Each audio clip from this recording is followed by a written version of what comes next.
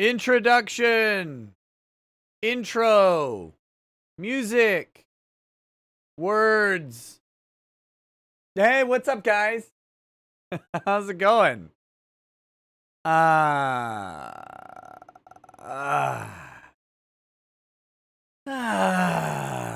what is this?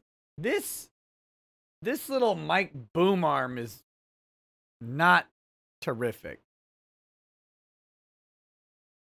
Hey, how are you guys doing? What's up, Marty? My man. My main man, Marty, Martino, Martarini.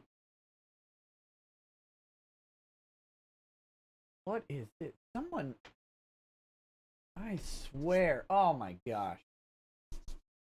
Degeneracy. Nothing but degeneracy in this office.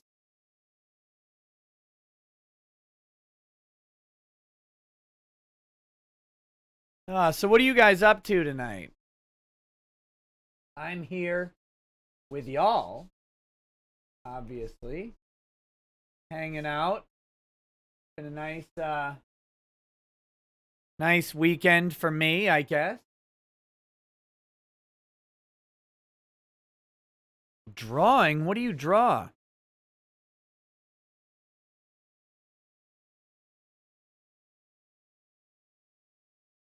You guys, I'm about to show you what sad state of affairs I am in.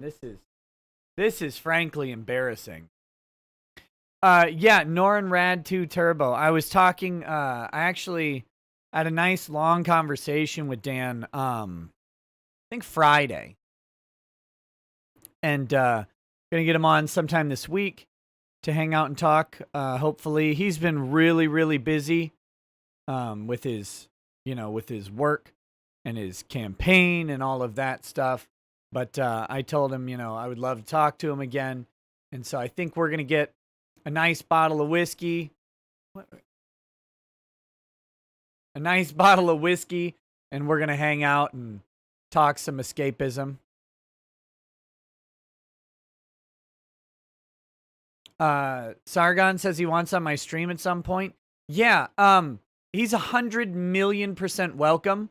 We were actually, I was supposed to have him on before, but I got into a weird hiccup with his scheduling guy.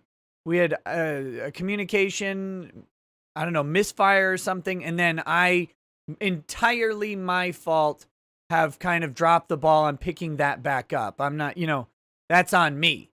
So I would love to have Sargon on. I wanted to talk to that guy, basically forever. I think he's a really interesting fellow.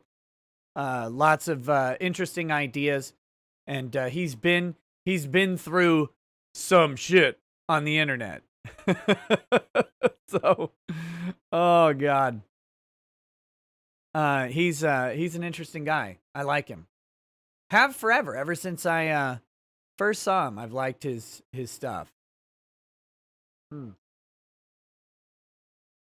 This is the degeneracy I'm stuck with. You see this? This is a tall glass of water. Just water.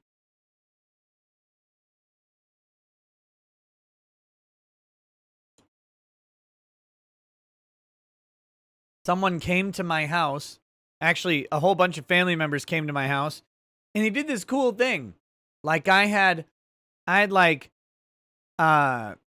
8 ginger ales, and then they brought over some, root beer and Diet Coke and regular Coke and Sprites and stuff like that. We had a nice variety of drinks. And then all my ginger ales got drank, and then the other ones got mostly drank, and then people took the leftovers home.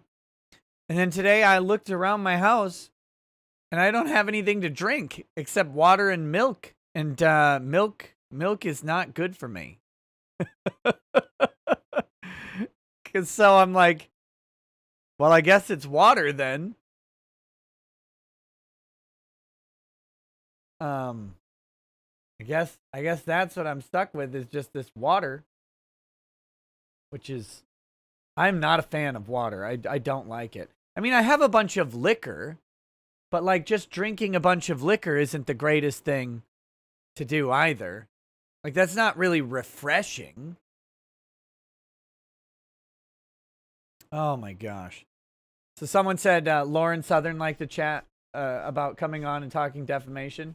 I'd talk to Lauren Southern. That'd be interesting.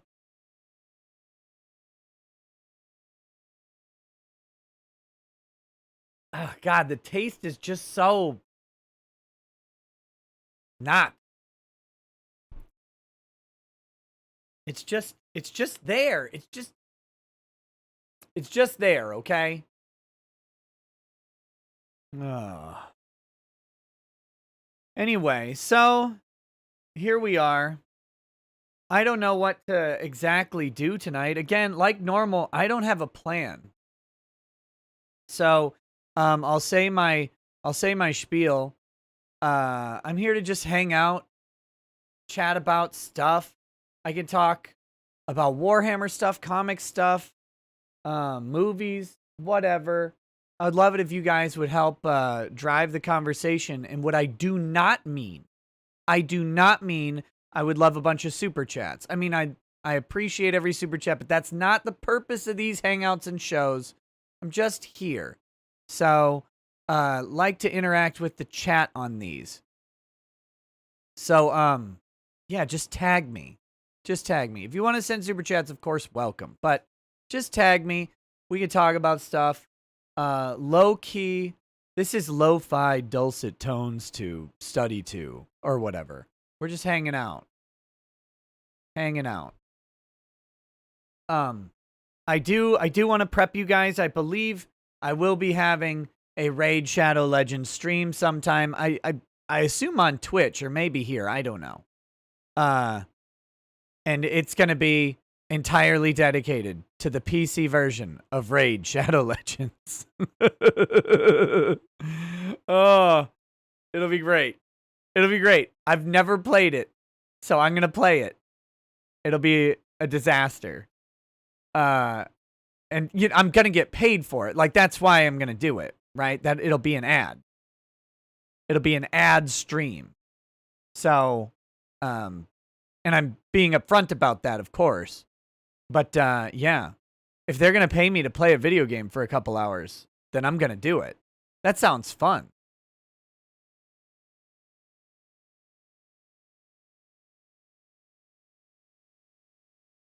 But, yeah. Favorite Primarch and why is it Vulcan? Well, you nailed it. And it's because he threw a tank, a Shadow Sword. He didn't really throw it so much as he shoved it. He shoved a Shadow Sword tank. He's a monster, and he's hilarious. And he was great in the Beast Saga. And he's just a good Primarch. All around, he's just good. Have I painted any more minis? No. No, I mean, I have these little cultists that I could paint. They're primed and ready to go. The problem with them is Lady Rackets and I were painting them together. And so I feel like if I just start painting one, that'd be weird. And this guy, I've still got a prime. Like, I'm going to redo the primer on this guy. Because the backpack was so hard to paint. I'm going to use a different primer. So I've washed him off. And he's ready to get primed. I just haven't gotten out to prime him again. I'm going to use a different primer this time, though. And hopefully it'll be a little bit better. The paint on the backpack, I mean, it took so many coats. So many coats. Thoughts on Godzilla vs. Kong? I haven't watched it yet. I haven't watched the preview for it. Spectre, I do not plan on having gender reassignment surgery, so I'll never be joining the Tau. Sorry.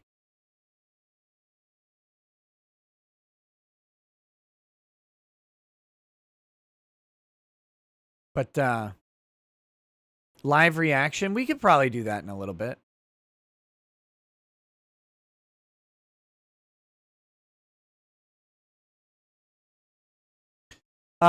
There are some chats, though. I do want to go ahead and address those. since they are here, of course. And like I said, very, very much appreciated. Bad Vibe says, chillin'. Well, what are we going to laugh at tonight, Nikki? Runner Roberts. Janice's the two-faced god Avatar Biden and getting locked out. Or how about that Times writer that apparently got a taste of cancel culture? Well, it's good. It's all good. Justice Roberts is allegedly talking about not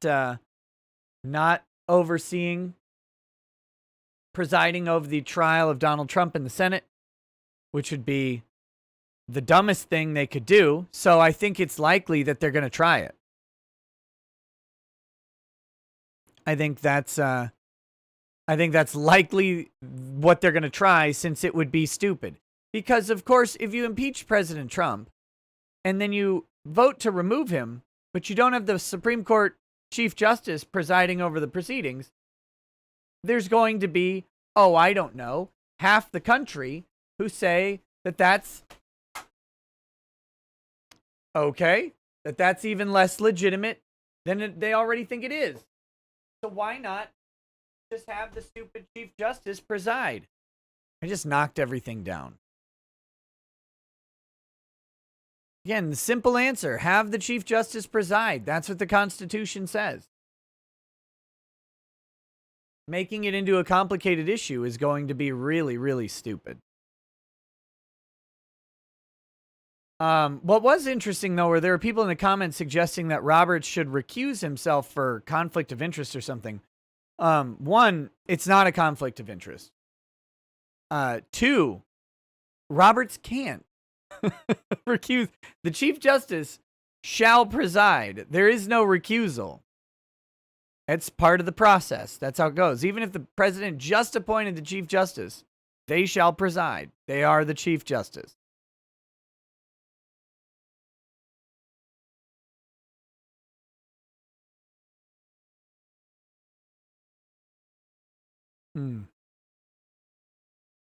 But anyway. So next, we've got Bad Vibe says, get your whiskey, ramen, and tea hot top. Oh, thought top. We want lulz. I had ramen earlier today. So I'm not going to have any ramen tonight. And I just ate a big pile of pot roast and rice and potatoes, corn, celery, onion. That was good. Thermasius 1980 says, well, hello, fellow boomer. Late and gay, as always, I see yes. RW Bimby says, if Trump starts rap career as MC Orange T, can he release a cover of Cop Killer song that court already ruled is not incited violence? Yes. Yes, he could do it. Black D Dragon says, I will use my money to call you fat. Oh, thank God. I was, what was it, yesterday? I think it was yesterday. I put on my shirt and I looked in the mirror and I was like, oh, what up, fatso? And then I took my weight and I'm normal weight. So I must have just been bloaty, like a towel or whatever. And, but I was like, oh, my stomach was just all fat. It was good. Good times. I was like, oh, thank you. Maybe that'll motivate me to do something about it. Nah, not quite. Angry Baneling says obligatory StarCraft is greater than Warhammer. That is all. Come on now. Come on. You got to stop this. You've got to stop this. Asia Frazier says apparently it's illegal to incite an erection. That was really funny. Did you guys see Chuck Schumer saying that Donald Trump incited an erection?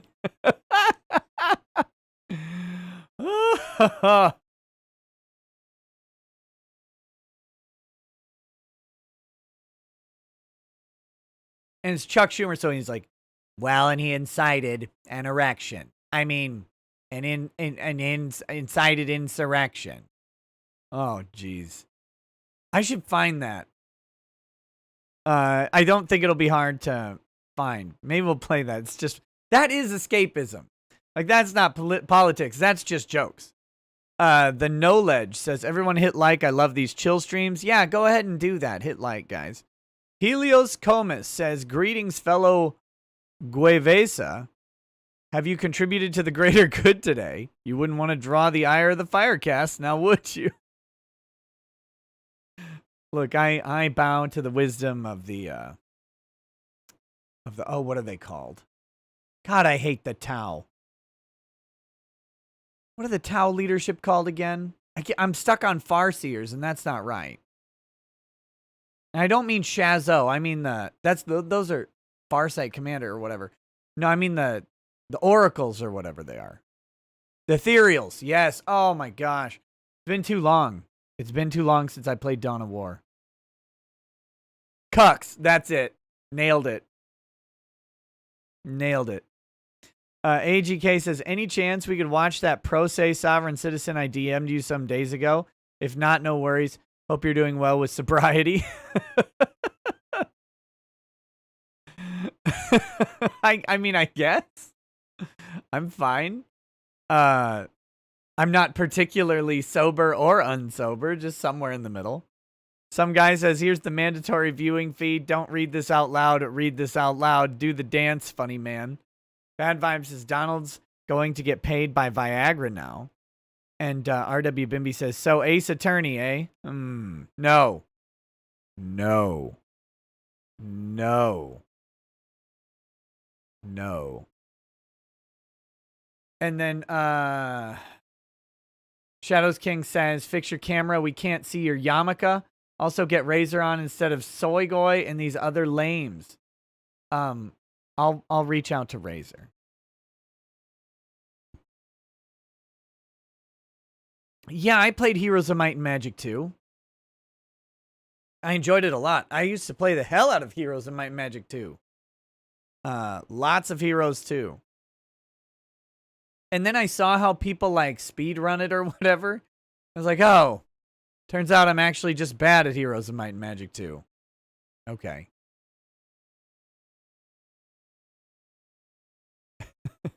How much to make you play more Ace Attorney? There's not enough. Contrarian, Peacock is fine. He's just, he's got some IRL stuff that he's doing. And while that's going on, he's off the internet basically for a bit. That's, you know, nothing crazy. He's alive. He's just fine. Winnie the Blue says, can your liver handle the water? No, it's not doing well. Why are people calling you lawyer boy? I'll show you. Let me pull it up.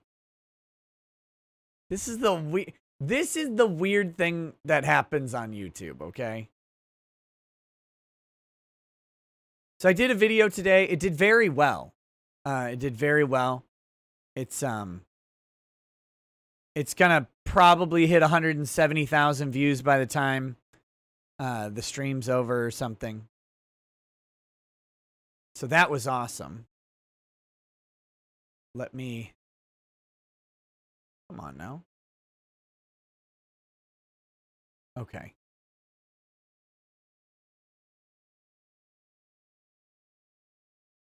Let's see.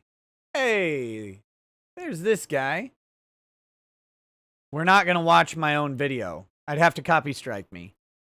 By the way, past 143,000 subscribers today. Closing in on 144,000. So that's fun. Where are the comments? Here we go. So the pinned comments. And I love pinning stuff because it sparks like debates, right? I try and find something that I think will spark a debate. So that's typically what I pin. This guy, Big Jim S. Big Jim S. He says,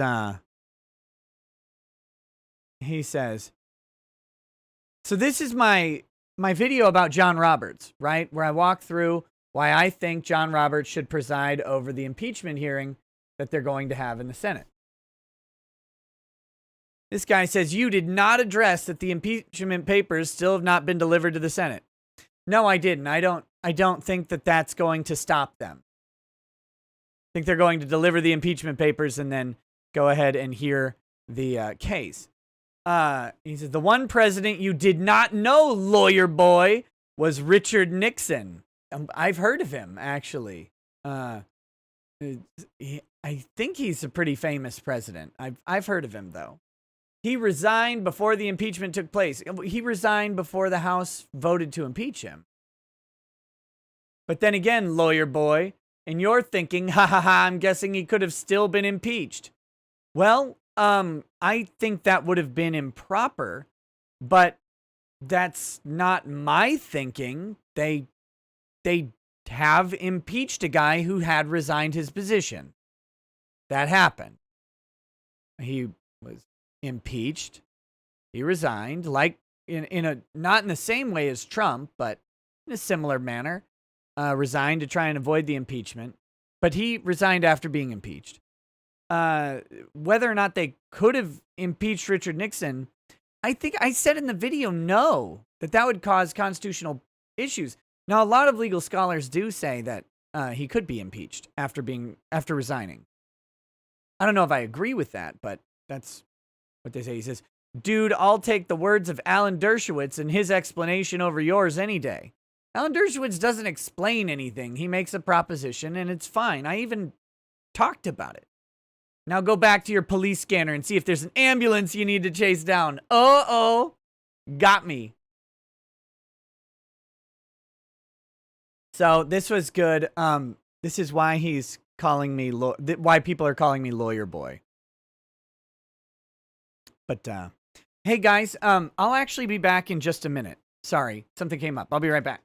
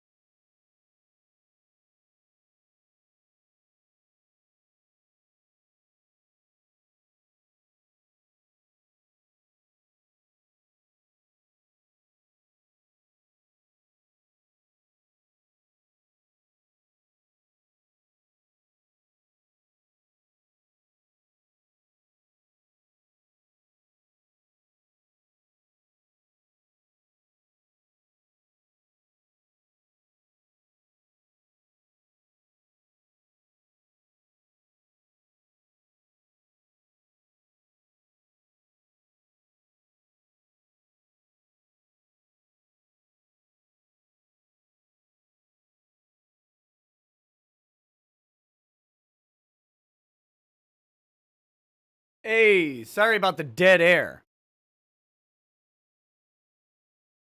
Oh my gosh. Let's see. So anyway.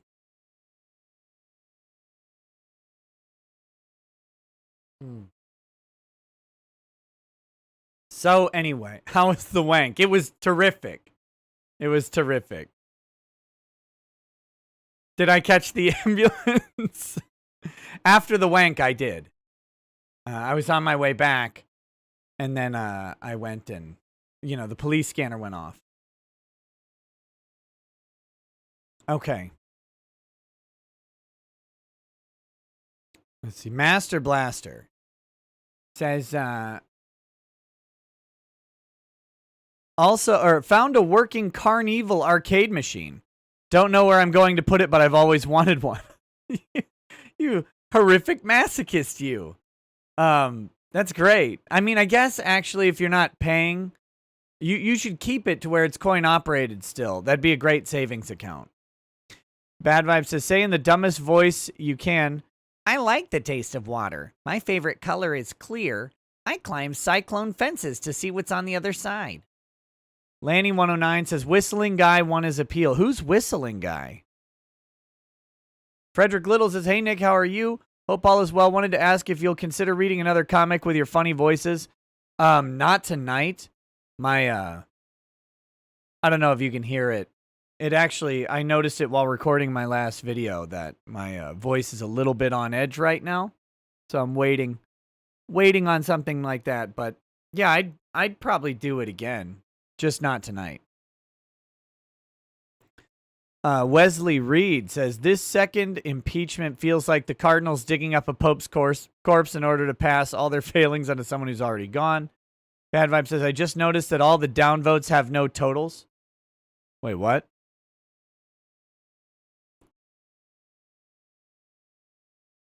Oh, yeah. No, I don't think anybody's clicked downvote on them, but maybe. Abiz Warrior says, welcome back. These damn kids got up early, so I made it. Tired as hell, but hey, at least I get to witness you become YouTube's lawyer boy, Nikki. Bad Vibe says, Nick is oversaturated on H2O. Please stand by. It says, you've been gone for years. Chirkun is now president, 4 years. Chirkun is now president after beating Kamala Harris. The Black Swordsman has a link to the Gateway Pundit.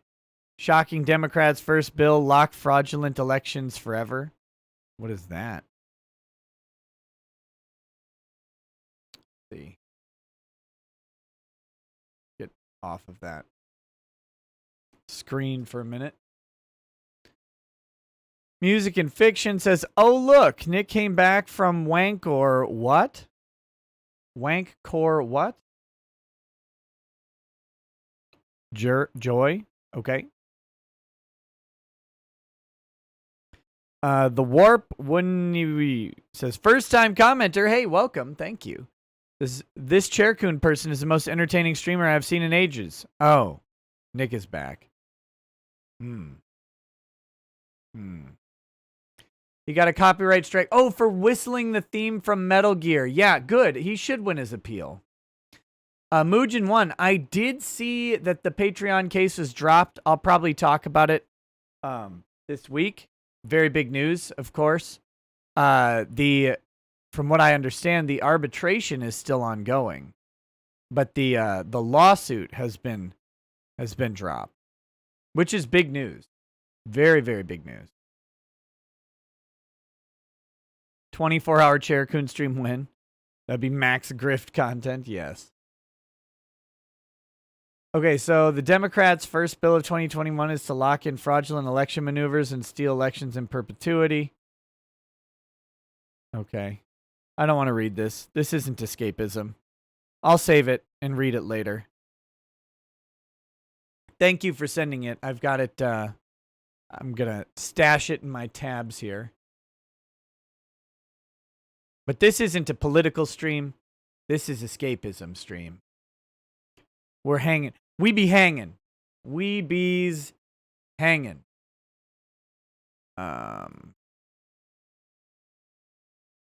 React to Godzilla versus King Kong. Okay.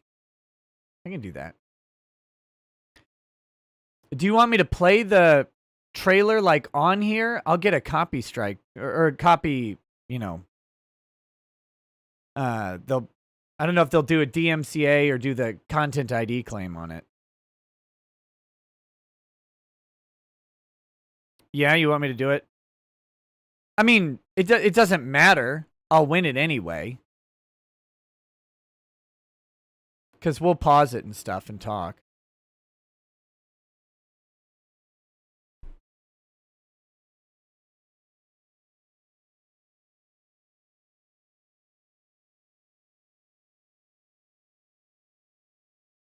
Let's see. King Kong v. Godzilla. Official trailer.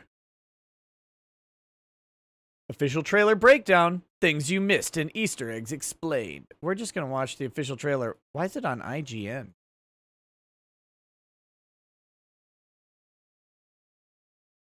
Okay.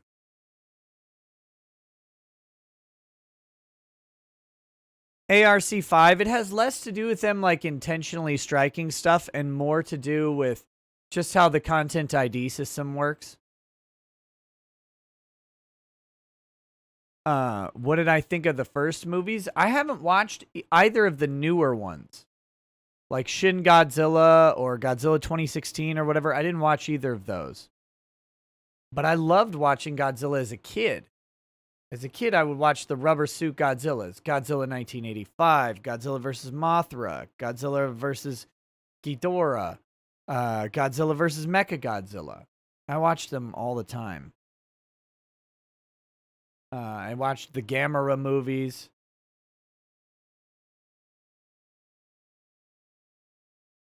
And then I watched that trash one in 2000 with Matthew Broderick. God, that was so awful.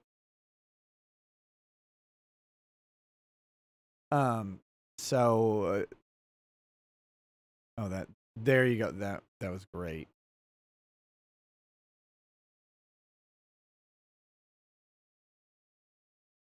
Anyway, well, let's take a look at this one. I don't know what to expect. Or 1994? 98. Whenever it was. I was in high school. I don't remember what year it was. The one with Matthew Broderick was one of the worst things I've ever seen in my life. God, it was bad. Okay, here we go. So here's their official trailer. Let's see. Let's see how this goes. Already promising. Explosions. This is our only chance. That was a lot of English for being in Japan. We have to take it. Where did they get enough tranquilizer to put Kong down? We need Kong. The world needs him. I'm sorry. The world needs him. This is a little bit what I'm talking about with movies these days, right? It's like, look at how damn dramatic this is. We're gonna go back to this guy's face. All right. Now I get it, but, and I'm not criticizing this trailer, but there's a distinct difference already between the level of seriousness of the Godzilla movies of old versus all movies of today. Like, you go, we need him. He's our only hope. Give us the Kong.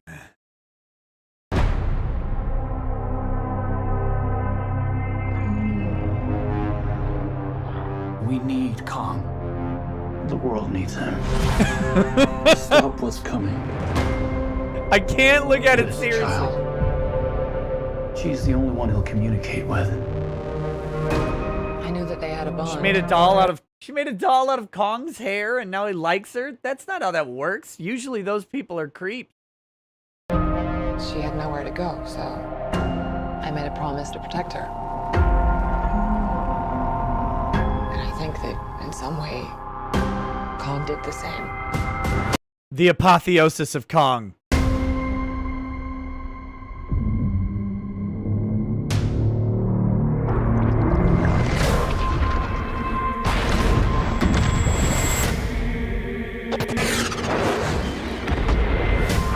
Sweet.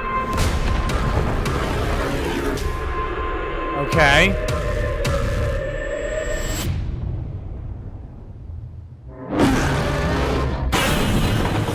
It's Godzilla. It's Godzilla. Godzilla. This is, so, here's what you do. You just string the little girl up on a fishing rod and run around, put it on the back of a jalopy and drive around Tokyo and have Godzilla chase her and Kong chase Godzilla. This is easy.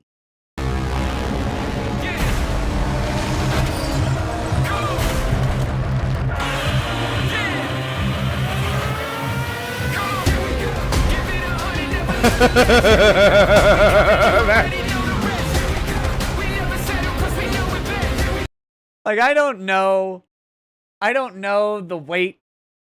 the relative weights of Kong and Godzilla. But I know, unless their density is like less than 1, and significantly less than 1, that them being on the bridge of the fucking deck of that aircraft carrier should have had, I think, significantly more turbulent consequences than what was going on. Like, they're as big as the aircraft carrier. And it's just like, it's fine.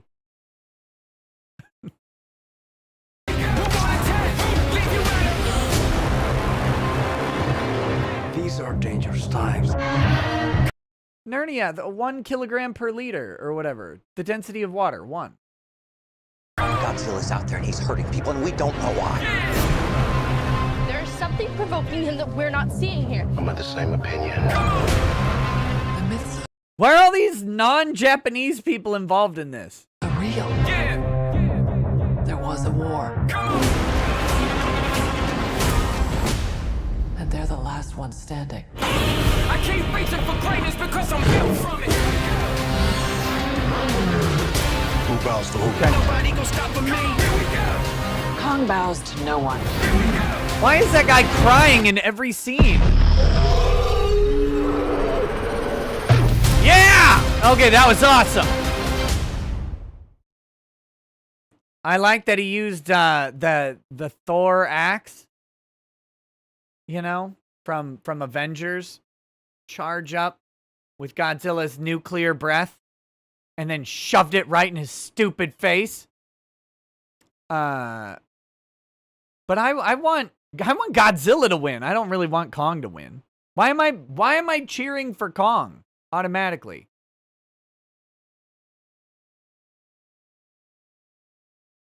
I don't get it.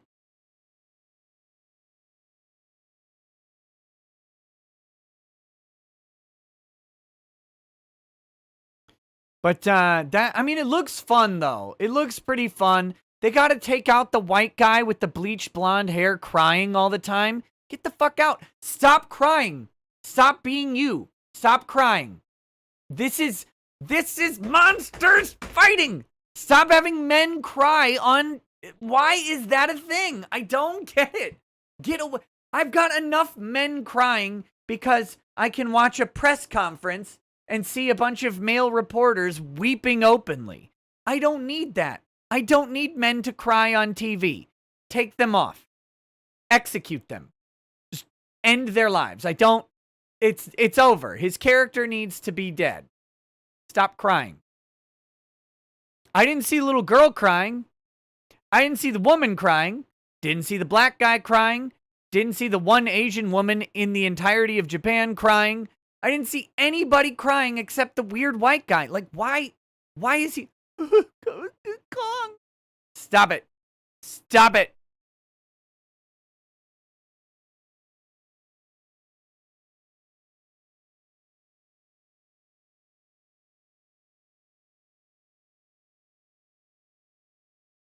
Kong was a simp. That's true. That's true. Wait a minute. Is this new pedo Kong? Is that what's going on here? Because the last Kong was into, you know, a blonde or whatever, if I remember right. That was the... Kong's always been into a fully grown woman, and now somehow he must have found the dark web, and his tastes have changed or something? What's going on with this? Why is he following around a child? Does Kong have a restraining order to stay away from playgrounds and schools?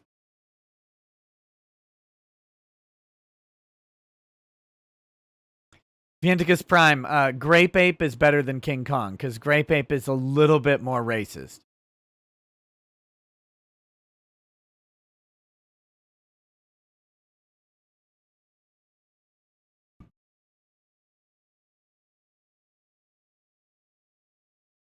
No, that's one I'd see. I'd watch that movie. It looked fun.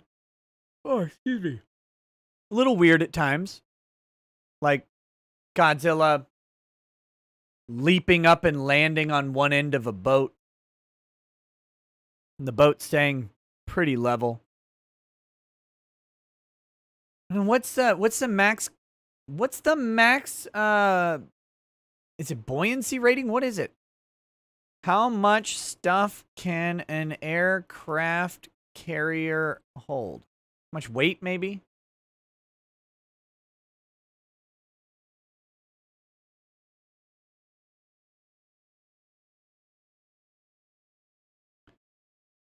Okay, the Gerald Ford weighs a staggering 100,000 tons when it's fully loaded. What's the...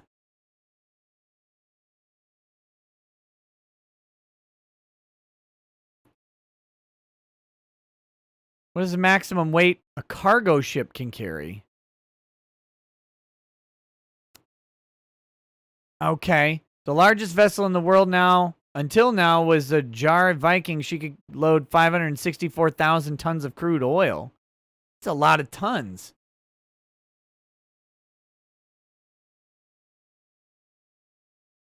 Maybe it could carry it just fine. I don't know. They just looked so big. They just looked like they're 150 feet tall. 20 to 60 tons? He looks bigger than that to me. Yeah, I know what... Oh, my God. Max load displacement is 100,000 tons. Kong's only 20 to 60? Let's see.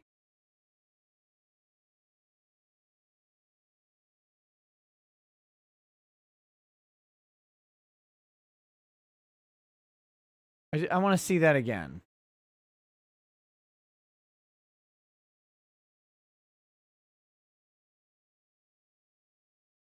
Okay, I want to look at how big these things are, okay? I don't have my headphones. I'm going to stand up on the deck of this aircraft here. Look at how big they are.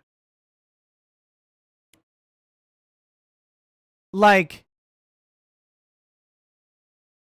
that's a big animal.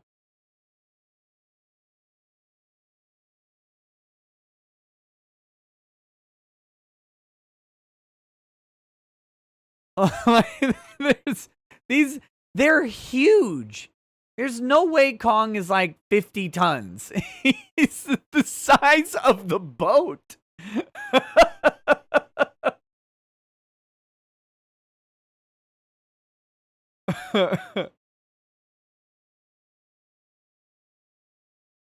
So that's what I got right now, okay?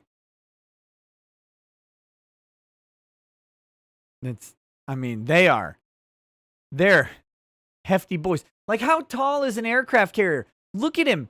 It only comes up to his dick. How tall's the tower? Isn't that thing like 70 feet tall?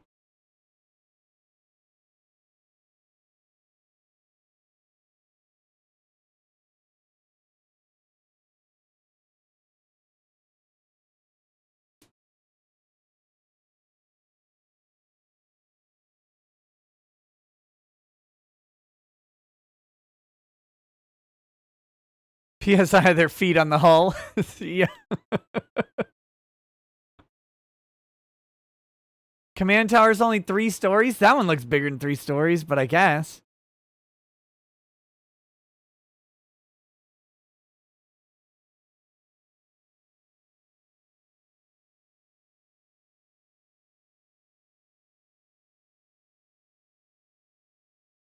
Yeah.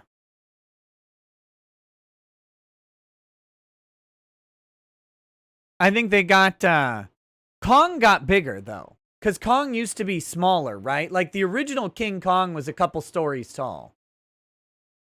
Or, you know, like, because he climbs that building, and he's not huge. But Godzilla, the problem they had when they put Kong and Godzilla together is that Godzilla was, like, the size of the buildings of Tokyo. Which, you know, it's the 80s or whatever. But these are 50 and 60-story buildings. Huge.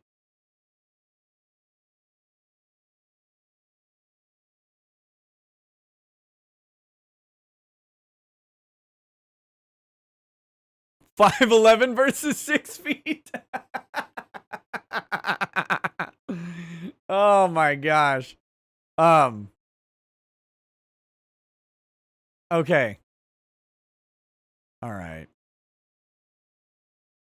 Bad Vibe says, "Oh no, they say he's got to go. Go, go, Godzilla." John Gerard says, "I'll criticize all I want. This trailer is crap rackets. Enjoyed your stream last night, YouTube and Twitch. Thanks for all the content you make, man. Hey, it's my pleasure." Wesley Reed says, "This doesn't even seem like a contest.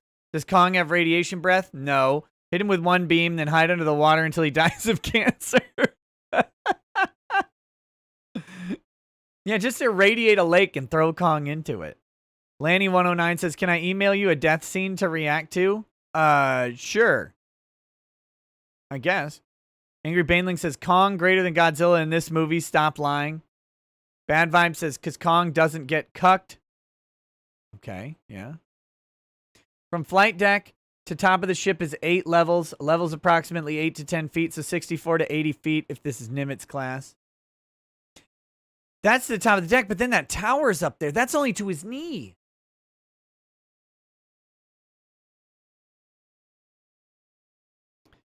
Let's see. Lay Egg says, "Because Kong is alpha and the majority of this chat is beta AF." Bad Vibe says, "Good point." Thermasius says, "This is what Rampage, the video game movie, should have been." Krusty says, "What you're saying is that Kong is a Minecraft YouTuber?"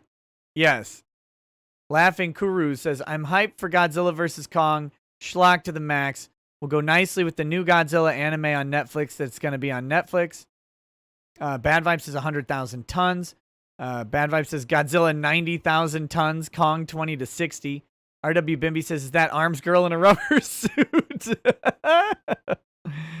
And then next he says, "So Godzilla is 400-ish foot tall. Boat is 1,100 feet." I mean, that's a big thing. Big monster. Shadows King says, "Peace. It was fun while it lasted. Also to Spectre, a bunch of hearts, you pimply fucking F-slur." Crusaders Arizon says, "Nick, you're given unlimited budget and pick of actors. What historical event do you make an epic movie about?" Ooh. An unlimited budget and my pick of actors. There's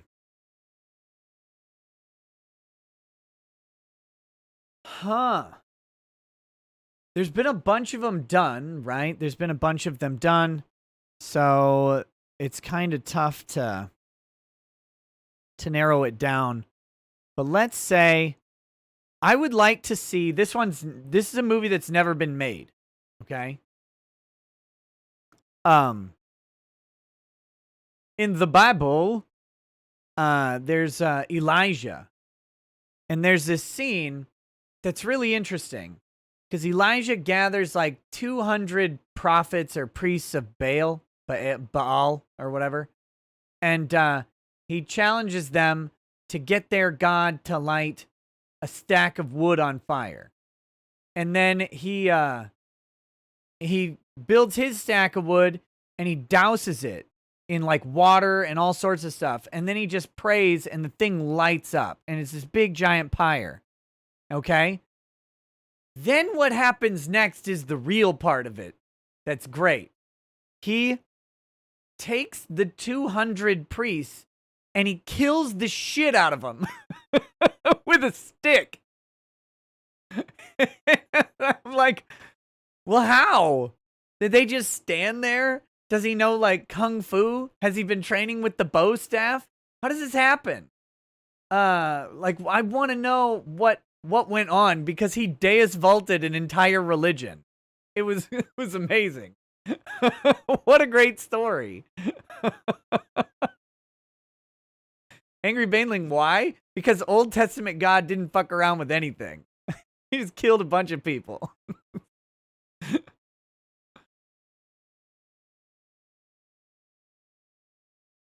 No, the fireball from the sky lights up the stack, but he kills the priests or whatever by himself.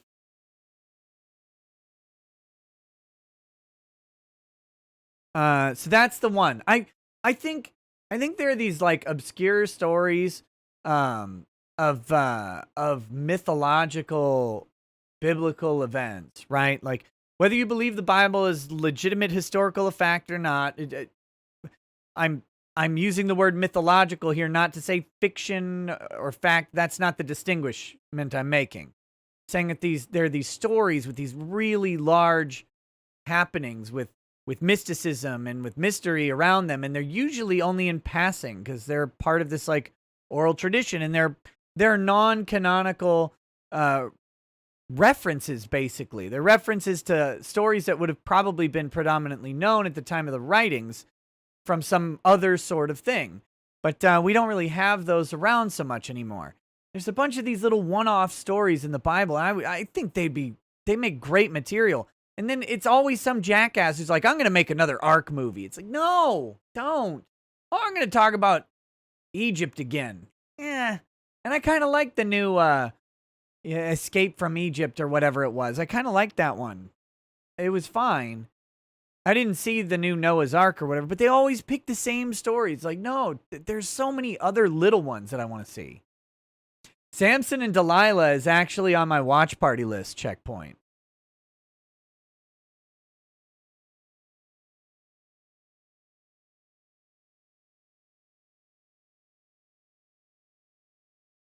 Get them to do the whole book of Ruth. Yeah. Or Esther. The story of Esther is great. Like we have a slapstick comedy happening in the middle of the Bible. Have you guys seen this? It's beautiful. Xerxes picks up Esther, this chick, and then this guy tries to have like Esther's, the Jews all killed, one of the advisors, and he's like super popular. But then there's a guy that saved Xerxes' life, and it's like Esther's uncle or whatever. And he turns out he's a Jew, and the guy tried to have that guy killed. And so then Xerxes is like, wait, you tried to have that guy killed? And he's like, well, yeah. And so then that guy ends up getting hanged for trying to kill Xerxes' boy, the Jew. But in that story, like, there's a slapstick comedy moment in the middle of it, all right? Where Xerxes leaves the room, and the guy turns to Esther, and he's like, hey, how do I stop this? How do I stop this? And he's like begging and pleading towards her, right? And he like steps and trips. I don't know if he trips on his robe or something. And he falls and his face lands like in Esther's vagina. And right then Xerxes comes back and he's like, what? You what, mate? You what? And he's like yelling at this guy because he's got his face in his woman's crotch. And he's like, what? This is in the Bible? Like, this is the dumbest scene I've ever seen, but it's great. It's hilarious. And so,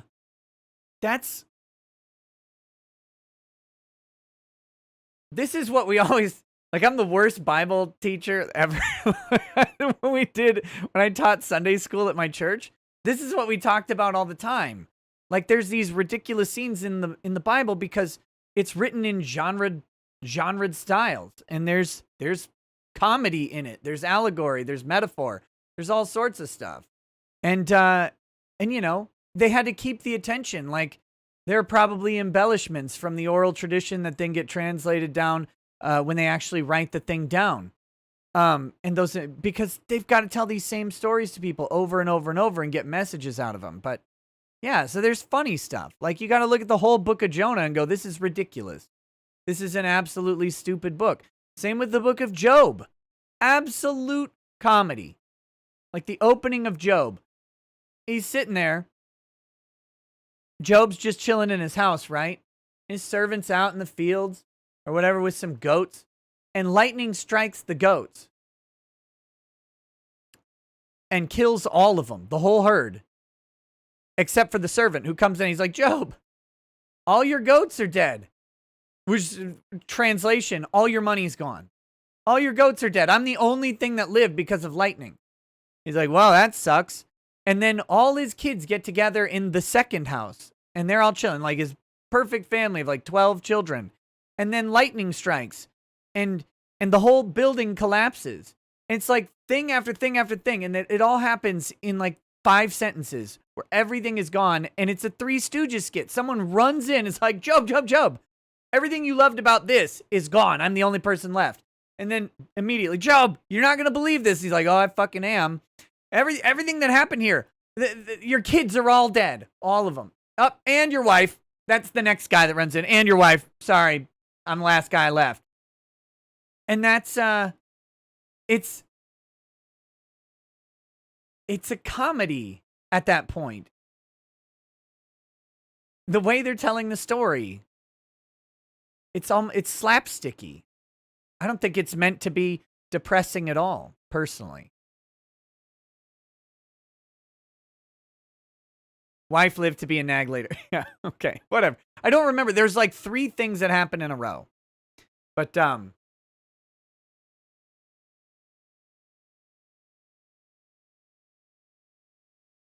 what if they did like a Marx Brothers Tell the Bible movie?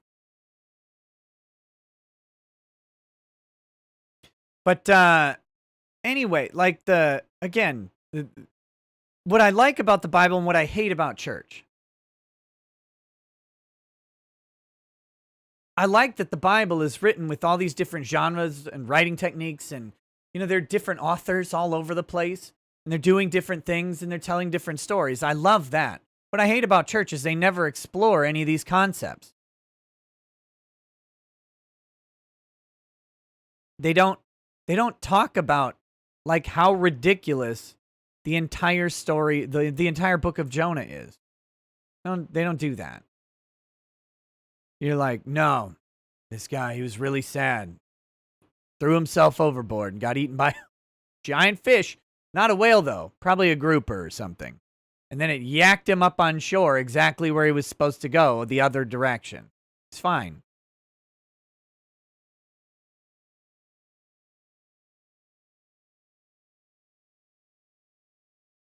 And yeah, the entire time he's trying to run away, he's getting brought back in stupid ways. And then at the end, he's pissed off because God was right and he was wrong. Because of course he is.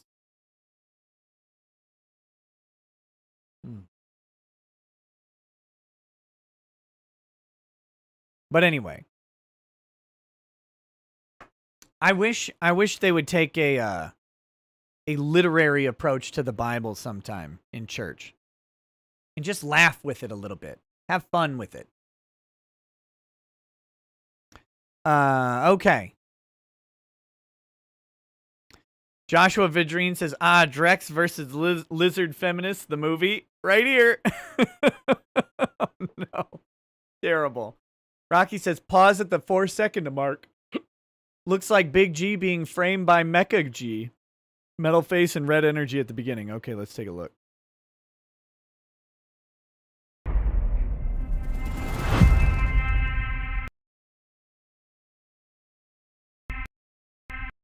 Oh, yeah, here we go. I see it. That could be right there.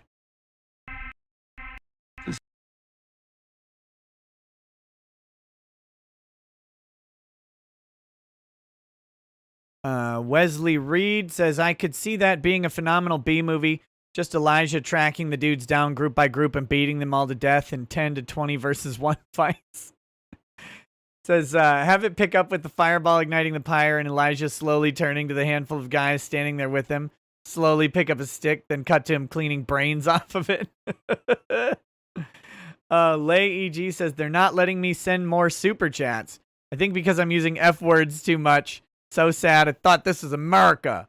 Yeah, the justice chats are unfiltered and uncensored, but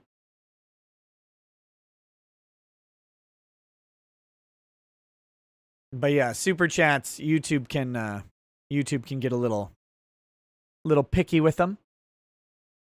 That was a good question though, Crusader. He also says, is Godzilla better as political commentary or just dumb fun giant monsters fighting?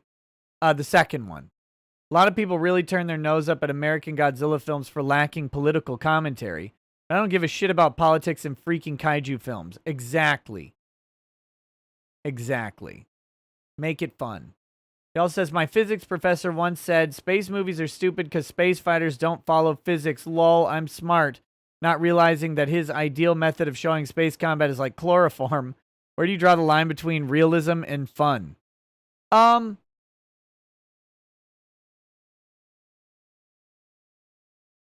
It's a good question.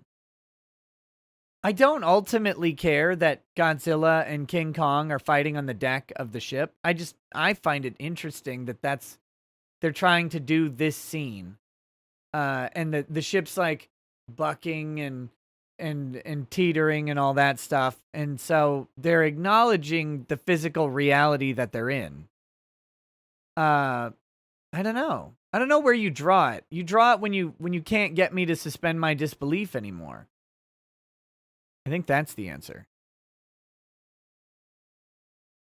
You ever consider doing a segment on parables? For instance, a camel is a thick rope used to pull a ferry and not an animal in a popular parable. Lots lost in translation. No, not really. I haven't considered it. It's not that I wouldn't consider it. There's just probably better people to do. Only the original Godzilla was about political commentary. None of the others were. Can't tell me Godzilla having a wrestling match and doing a flying jump kick is political commentary. I can. These are politics of yesteryear, back when things were great. Wesley says, also, I love working at a hotel because I can just reach into a cabinet and pull out a Bible to see if this stuff is actually written down. Lay EG says, I'm drunk, take my money. King Kong versus Godzilla, probably going to be the best movie of the year. Yeah, I don't know that they'll have much competition. If they release Maverick, that could be good, or it could be absolute trash. Oh, but did you guys see this? Let me find it.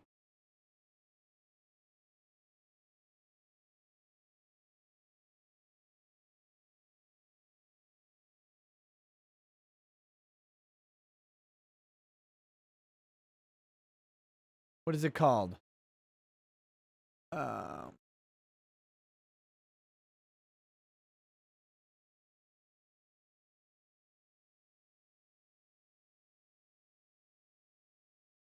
Here we go. Have you seen this? I just saw this earlier. James Gunn confirms the Suicide Squad R rating. In a recent Twitter exchange with a fan, the Suicide Squad director James Gunn confirmed that the DC film will indeed carry an R rating, something we all assumed ever since that wild teaser. Now, whether the harder rating makes for a better film than the original Suicide Squad remains to be seen. It can't make for much worse of a film.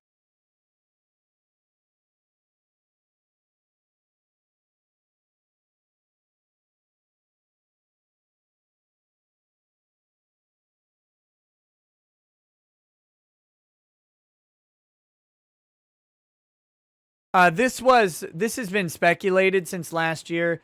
This is from, December 31st that they confirmed it. I just saw it today because I don't follow DC movies. I don't care. But here's the problem. So, cast includes John Cena, Jai Courtney, Joaquin Cosio, Joel Kinnaman, Malin Ng, Flula Borg, Juan Diego Botto, Storm Reed, Pete Davidson, Taika Waititi, Alice Barge, Tinashe Kahese, Daniela Melchior, Peter Capaldi. Wait, isn't this the sing? No, it's never mind. That's a different guy. Julio Ruiz, Jennifer Holland, Viola Davis, Idris Elba, and Margot Robbie. Here's the problem. It's going to be rated R, and I bet none of them are going to be naked in it. So why is it rated R? What R rating are you going to put on it? Like how? What? What am I paying for my R rating to get?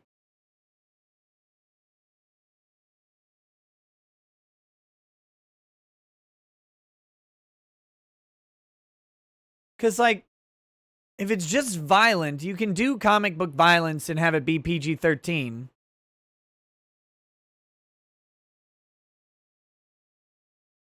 Yeah, they're going to drop 4 F words in it or something. And someone's going to get hit with a baseball bat and it's going to be bloody. Okay, great.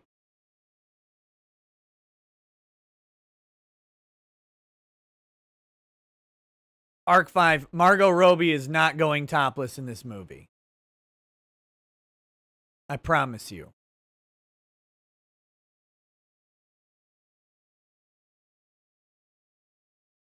They're not going to do it. Hasn't Margot Robbie getting progressively more clothing in every single movie?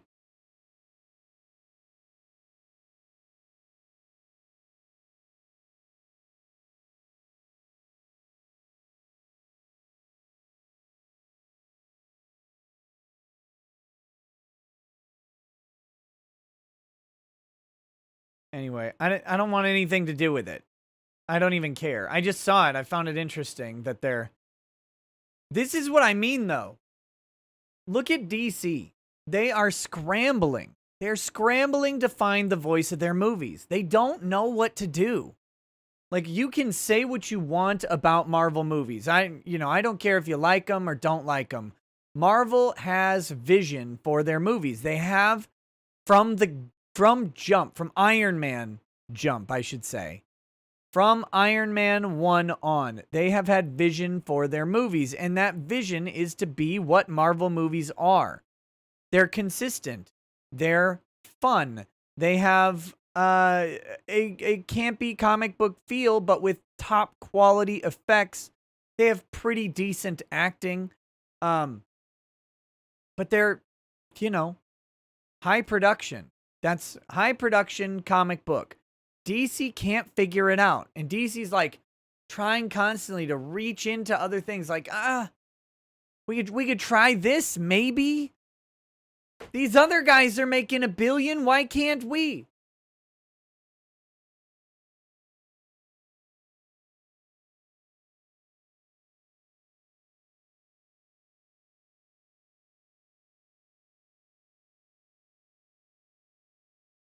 Angry Baneling says that Margot Robbie is gorgeous in Wolf of Wall Street. Margot Robbie is gorgeous in general, but they're trying to make her... in Birds of Prey or whatever, she looked horrible. Spectre says this is why the Nolan Batman films were good. I mean, they're fine because they had direction going for them. But yeah, you're right. I mean, Nolan had the voice of those movies down. Like, I'm not a big fan of the Batman movies, but it's not because I think that they're poorly made or that they're discombobulated. I mean, he had a unified purpose to it.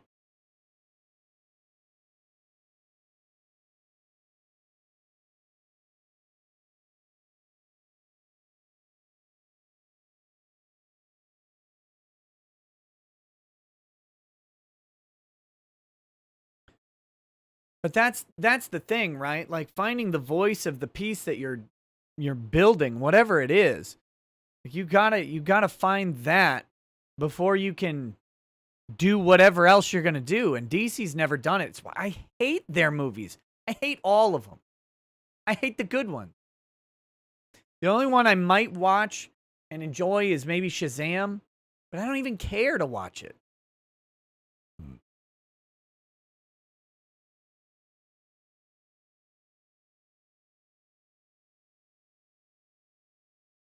like I like the Joker movie, okay, but I don't see that really as a comic book movie. It's not even really a DC movie. It's barely a Joker movie. I just liked it. Watchmen was great. Watchmen was good. Yeah, I liked that. Man of Steel was... I liked Man of Steel. I don't know if it was... I guess it was pretty good. I just like that Superman was terrible at his job. He wasn't good at being Superman yet. That was good. But Batman vs. Superman was garbage.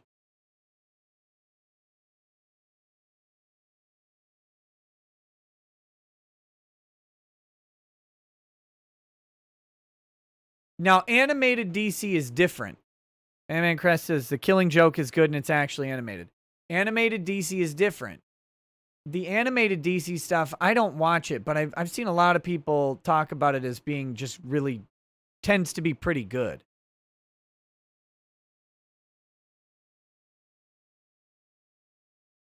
But see, are they as good as Spider-Verse was? Because like Spider-Verse was actually legitimately good.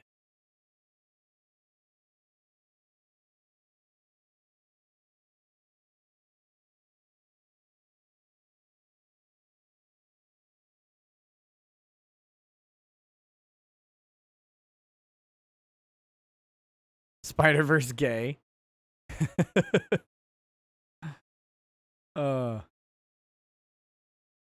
Animated DC is good, better than Spider-Verse? I don't know. I don't know, man. Maybe. Maybe.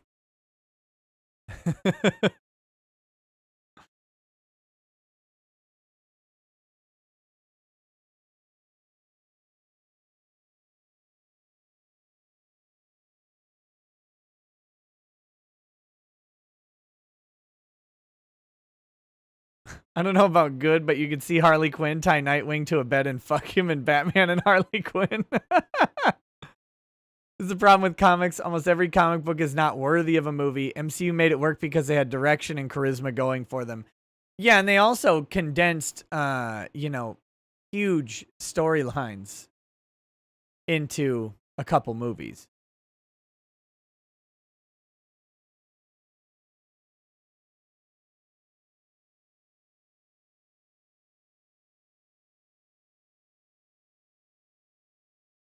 Oh boy. What a disaster.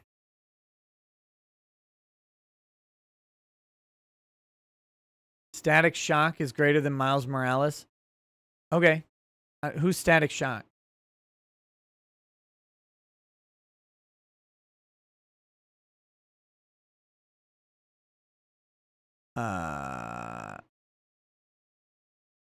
NM190 says, you see Kathy Griffin is sniffing around Gamergate? Yeah. Kathy Griffin. Is what happened to me because of Gamergate? No, it's because you're a horrific bitch. That's the problem. Lay EG says, please stay away from Disney. They're all military industrial complex, DOD, CIA, FBT, all sponsored by CCP. Frederick Little, yeah. I wish they'd bring back the Spawn animated series too. It was great. Vienticus, I never watched the D&D animated series. Where's my mail?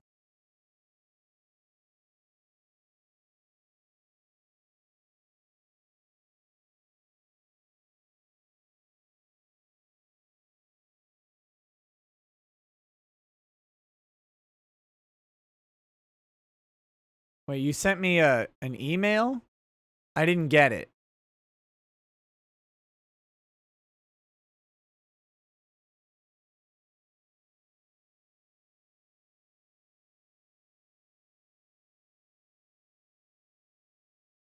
Lanny, I have not gotten an email yet. Batman versus Teenage Mutant Ninja Turtles was way better than it had any right to be. Like the comic? Or was there a show?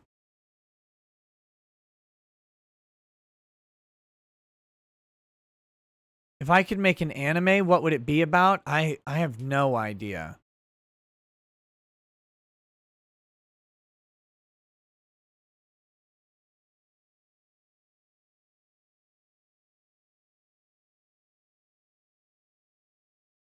I used to have some Ninja Turtles graphic novels back in the late 80s. And they were super violent and dark. They were cool. Skeetneed says, did you know Robert Kirkman's comic book series called Invincible is going to be an animated series on Amazon? The trailer's out on YouTube. Nope. Hey, Wig, it would be Mecha Ninjas. I mean, yeah, probably. That transformed into, you know, space planes. It'd be like Robotech with more ninja in it.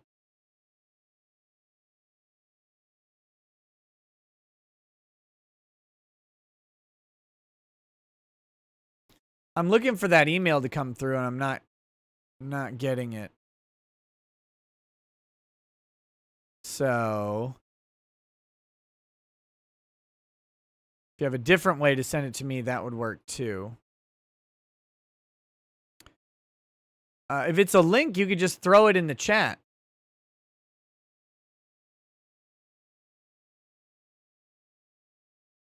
Links are still allowed on this chat, I believe.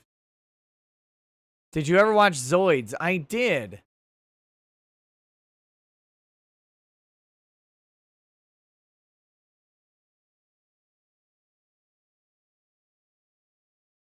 You sent it to Ricada Law. I haven't gotten it yet. Is it a big giant file? Like if it's a big file as opposed to just a link or something, that could be a problem.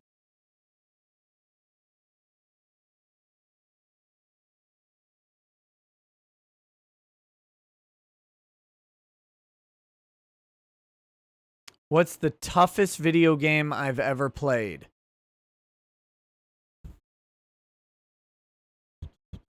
Ikaruga's pretty tough. Let's see. I mean, Ghosts and Goblins is extremely tough. Dark Souls is not anywhere near as hard as Ghosts and Goblins or whatever.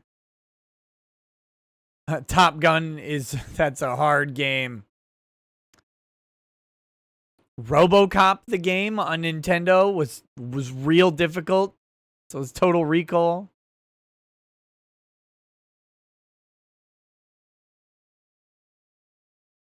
Wizards and Warriors 3?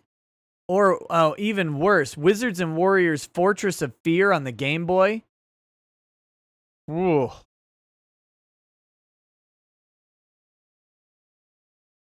Xeno the Stoic, I don't know what happened to the Eisenhorn series. I hope so.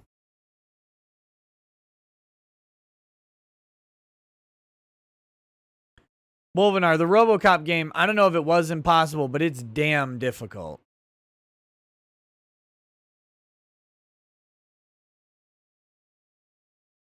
Can we play more Smash Bros? The only reason we haven't been playing Smash Bros is because it's really annoying to haul my my entire rig upstairs out of the office. But maybe.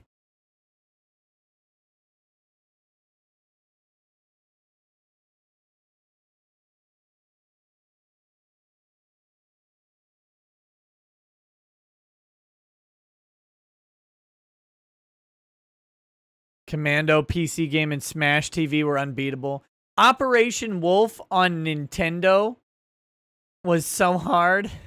Operation Wolf in the arcade was hard. But trying to beat it with like a controller moving the little reticle around was, oh my god. I have an email from Black Library I can forward you. It explains Dan Abnett's commitments and his health issues, which caused him not to write for a few years. I don't even care. I don't care about his problems. That sequel to Pariah took 7 years. 7 years.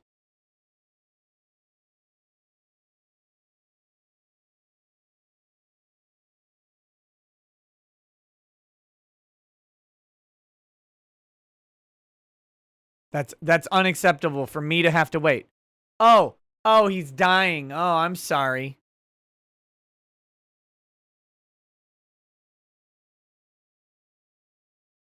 L Wolf, I want one. I do want a rig for upstairs. It's just been my plans got how do I put it nicely? Slowed down.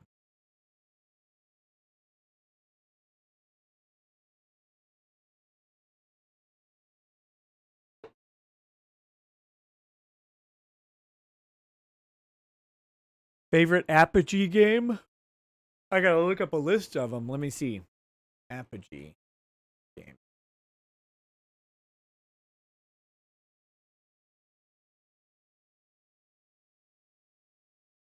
Oh, okay. Got the Commander Keens, Rise of the Triad. Let's see. Crystal Caves. Death Rally, Duke Nukem. Raptor was good. Oh, Raptor was awesome. Raptor has some of the hottest graphics ever seen in a shareware game and blows away most commercial games too. The graphics will amaze you and the sound will astound you. It's Superstar.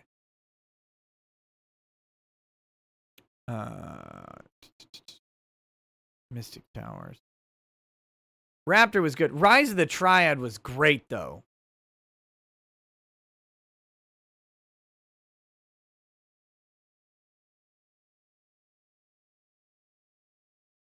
Angry Baneling, I don't need Drexel's help to move the computer. It's just annoying to move anyway, no matter who has to do it. I got to take the computer upstairs. I got to bring the microphone rigging up, and then I have to basically leave it up there. It takes like an hour to move it up and then back down. It's not, if it were just the PC tower, it wouldn't be that big of a deal, but it's PC tower, a monitor, mouse, keyboard, Stream Deck, then it's the mic receiver, the preamp, I guess, the microphones, the microphone cabling and the mounts all have to come upstairs. It's a huge pain in the ass.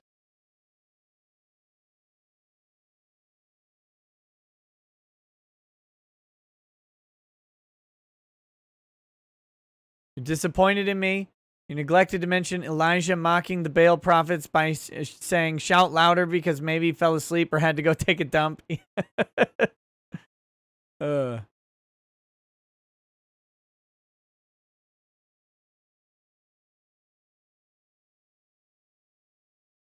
Deathwish, it's not the carrying.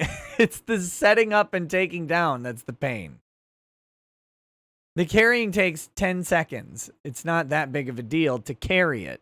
I mean, I don't like carrying my tower upstairs. That's annoying and it's heavy, but that's not the, it's the unplugging everything and plugging it back in and getting everything mounted to tables and stuff. It's just a pain in the ass.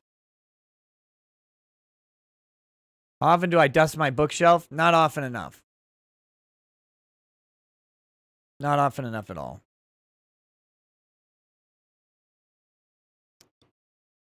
Let's see. Infiltrator was a hard game that almost broke my system plenty of times on. You know what game I really missed? And I don't know if I'd want to play it if I had it, but it was Descent Free Space and Descent Free Space 2. Those were great. Great games.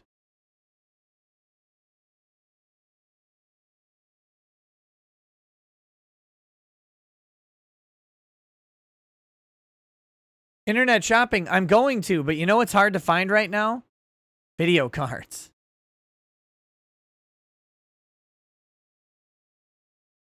Video cards are hard to find.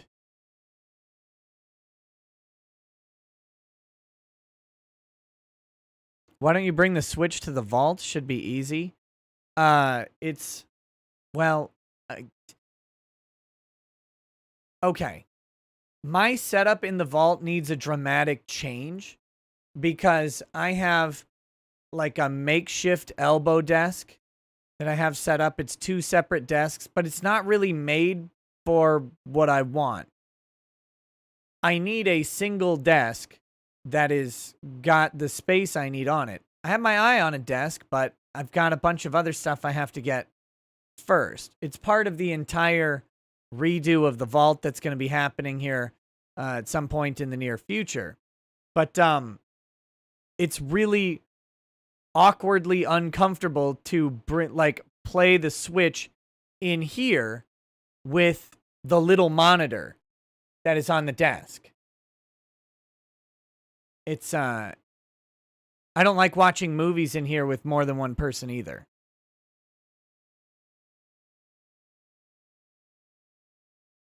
Spectre, I don't even care about them going up in price. You just can't get them.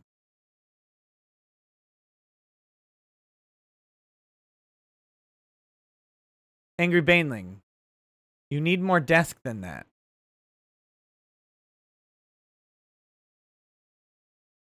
IKEA desks are tiny and silly.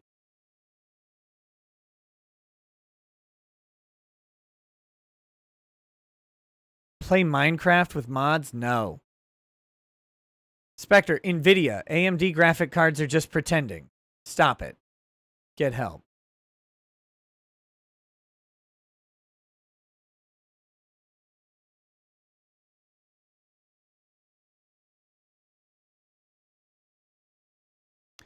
But, yeah, no, I will, I have a specific desk in mind that is, it's massive, but it's also, like, the trick is getting a desk with the right amount of depth and everything. Having everything I need, in the right size, so.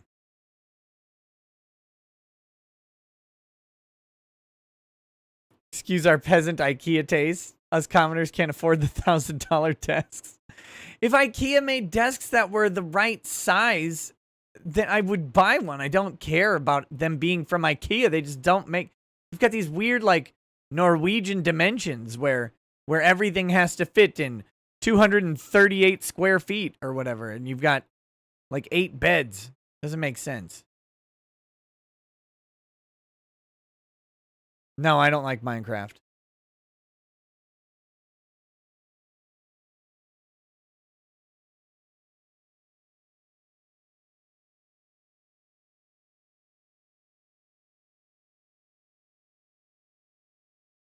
Be a man and build a desk. I don't have time to build a damn desk.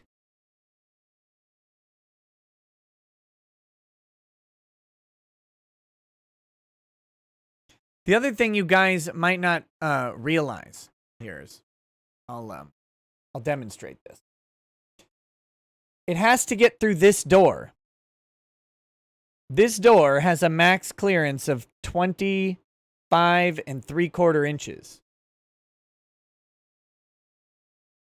There is no give. There is no, it can't be bigger than that. So it has to be able to maneuver in through there.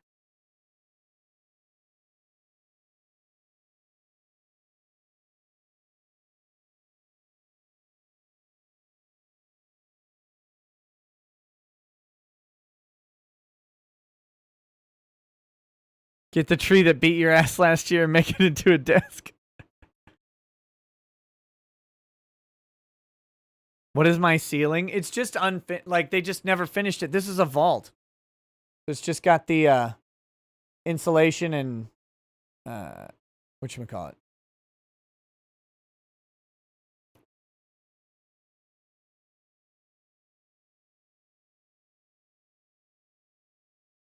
The previous owners of this house did not sit around inside this tiny vault.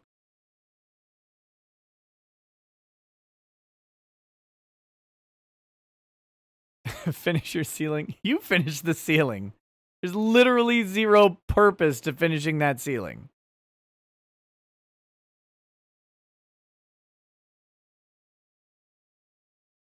Just put a wooden door over 2 sawhorses like a man. What's the dimensions of this room? I think it's about 13 by 15, something like that.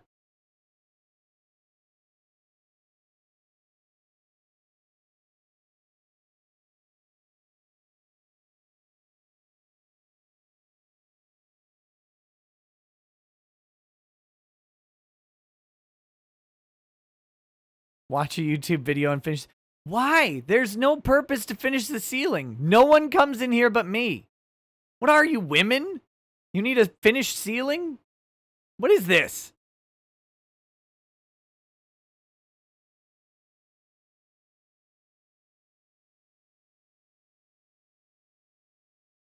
Your link won't send, so you'll try to email me.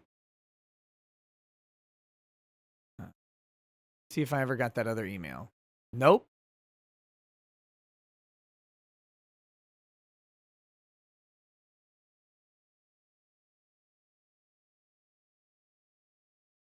What's your favorite? Stooge Muffin Stuffin says, what's your favorite video game soundtrack? For me, it's Shin Megami Tensei 4.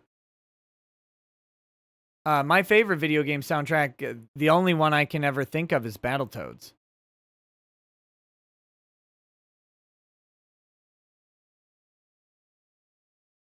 Breck, I'm gonna figure out where you live, and I'm gonna just mail you pictures of my ceiling.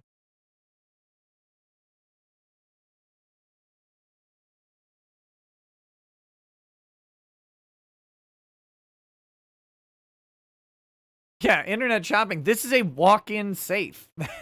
When I say I'm in the vault, I'm literally in one.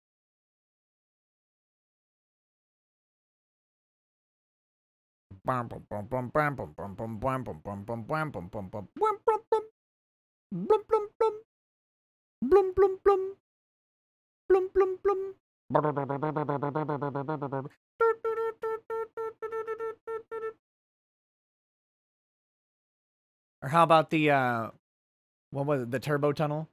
Broom, broom. Dugga, dugga, dugga, dugga, dugga, dugga, dugga, dugga, dugga, dugga. We've got Shadows King 101 says Nick doesn't clean his room or wash his balls. Confirmed. That's great. Crusader says, would you say there's a difference between entertainment that's pure escapism versus something that's more wish fulfillment versus something more aspirational? Does media have to challenge your thinking, or is entertainment allowed? Escapism is not about challenging your thinking. Escapism is whatever gets you out of the world, just in general. Like whatever you can use to take a minute for yourself. That doesn't even have to be entertainment. Like, I consider cooking escapism because I like to cook. Makes me happy. And I like to eat what I cook. That also makes me happy. So, I mean, I guess there's a difference, but it's probably like a Venn diagram that overlaps. The lesson of the day, don't become a physicist or scientist so that you can actually watch a sci-fi film without being insufferable about it. Yeah, that's true. Can you react to an animation of a fight? The video is called Combat Gods.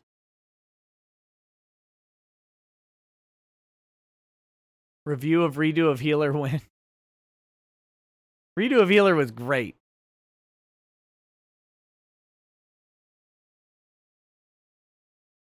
I enjoyed it. When is my next live cooking stream? I'll see if I can put one together this week.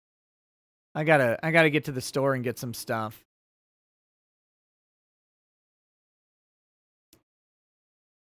Redo of Healer, I was talking about this with some Discord guys earlier today. The thing about Redo of Healer is what happens in it isn't all that shocking and jarring. The shocking part of it is that it's today committed to a film. Or, well, an anime, but, you know. It's not, like, the ultimate concept is not very shocking. Way more shocking stuff hits the news than this movie, or than this show. But the fact that they actually put this and animated it with everything going on, that's what's shocking.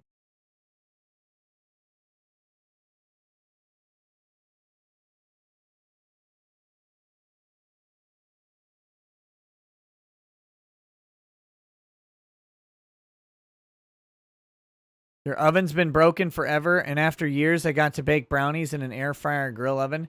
Well, why didn't you just fix your oven? Just fix it. Check Twitter. Am I going to regret checking Twitter? I mean, the answer to that is always yes. Oh, hey, here we go.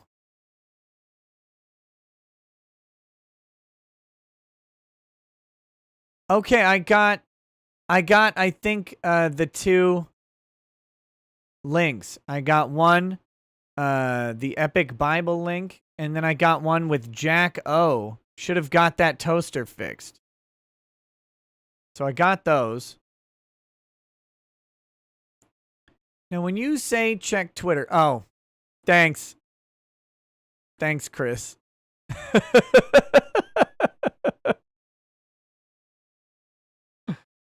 God damn it. Okay.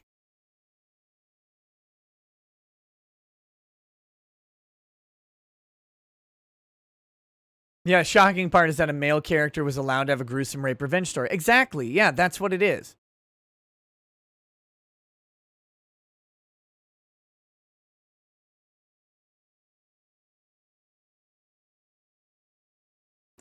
See that Tim Pool made a blackface gorilla t-shirt? Nope. Okay, here we go. So you guys want me to look at these things. So what is this? 33 minutes and 3 seconds on this whole. Hey, everybody.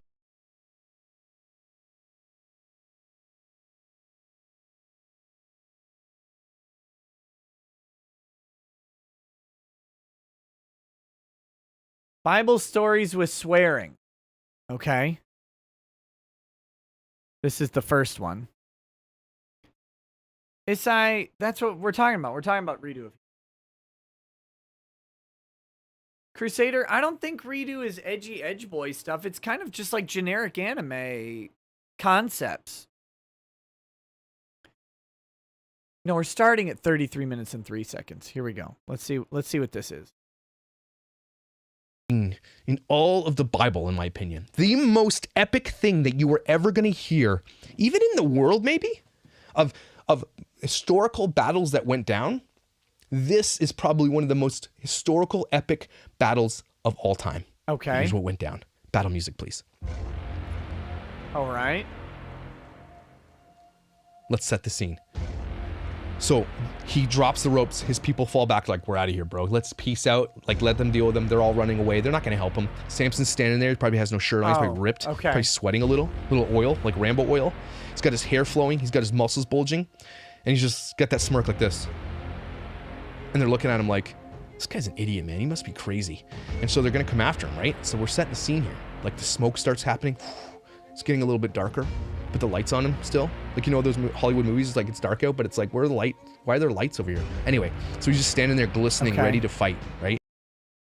His ceiling's not finished. His ceiling looks like trash. Why don't you go bother him? And these guys are like, all right, let's take this guy down. They come after him. He finds the jawbone of a dead donkey, rips it off the carcass, stands there, ready. He's ready to go. And they're like, did he just rip the head off a donkey? Like, what's he gonna do with that? They come after him, and the most epic battle scene of all battle scenes of all time, he kills 1,000 men with the jawbone of an ass. Could you imagine this? Okay, I get it. Yeah, that's a great scene. This guy is not, maybe I have to get into it more. He's not really selling me on it, other than what I already know anyway. Thank you for sending that, though. Let's see what this other one is. What is this?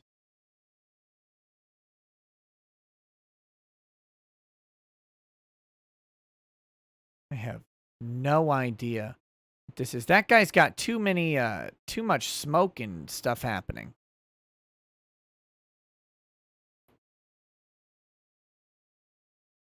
His ceiling only looks better than mine because he's got... That's like having a torn up couch and throwing a sheet over it. Come on now. Here we go. What is this?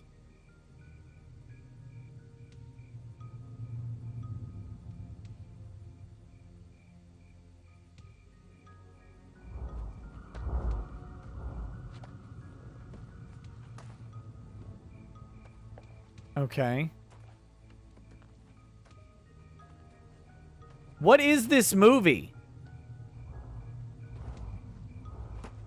Crusader, yes, many times. Damn rug.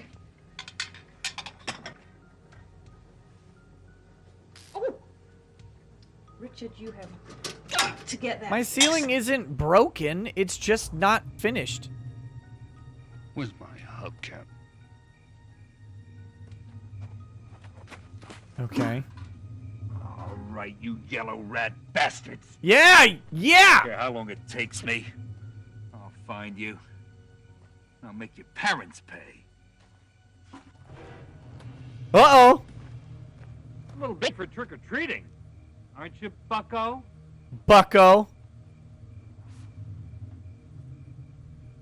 Get out of my yard or I'll cut your belly open.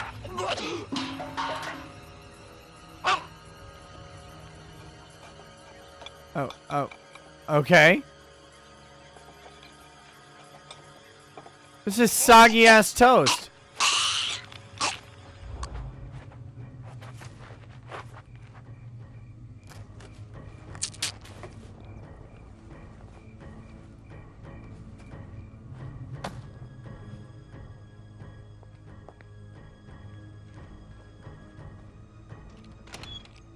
Richard?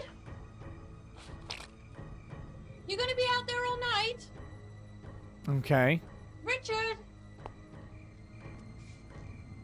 Richard?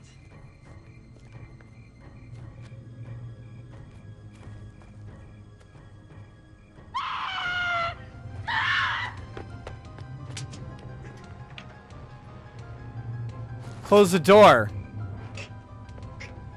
Close the door, you degenerate. Gotta get away.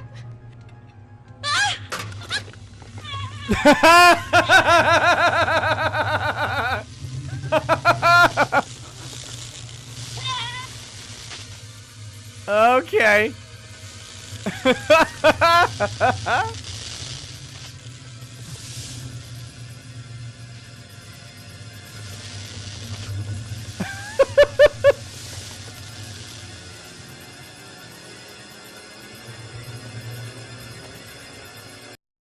Nice. Nice. Okay. That was pretty funny. That was pretty funny. I like that. I like that. That was good. Oh my god.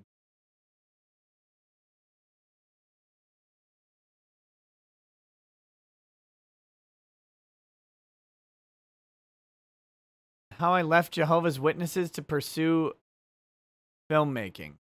I don't want to watch that. I don't ever want to watch that. Why would you show me that?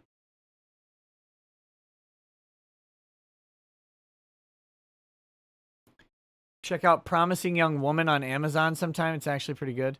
Sent you an email of an animated parody I help on. Is this the new, like, gimmick? We email me stuff and I look at it. What is this?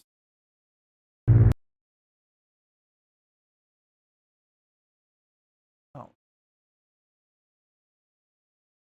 Here we go.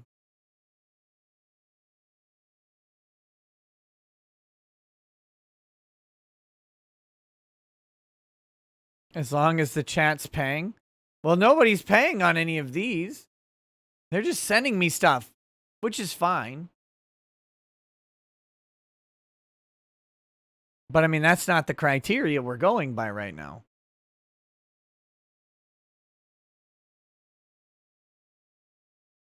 Here we go.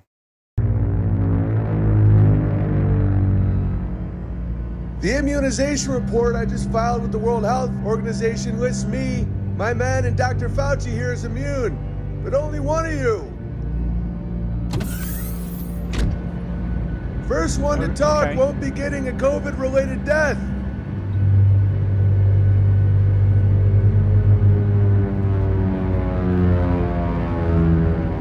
Who paid you to grab Dr. Fauci? What? He didn't fly so good. Who wants to try next? Tell me about Ira. Why does he want me in debt? A lot of loyalty for a debt collector. Well, perhaps he's wondering why someone would shoot a man before putting him in debt. What is this a parody of? At least you can talk. Who are you? It doesn't matter who we are. What matters is that you signed the paperwork. No one cared who I was until I clipped the wing. If I leave Bab... Is this the intro to Batman? Oh, okay. So it's Bane. All right.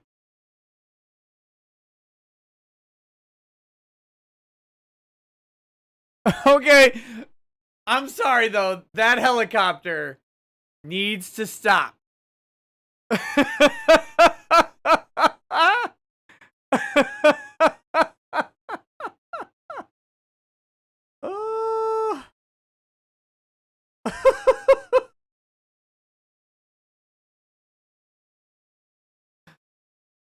Oh. We're gonna go ahead and go ahead and shut that down right now. that helicopter needs to stop.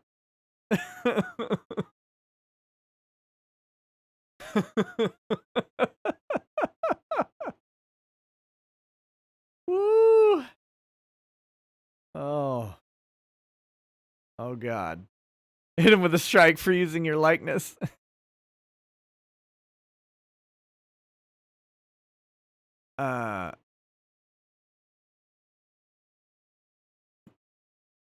Oh God.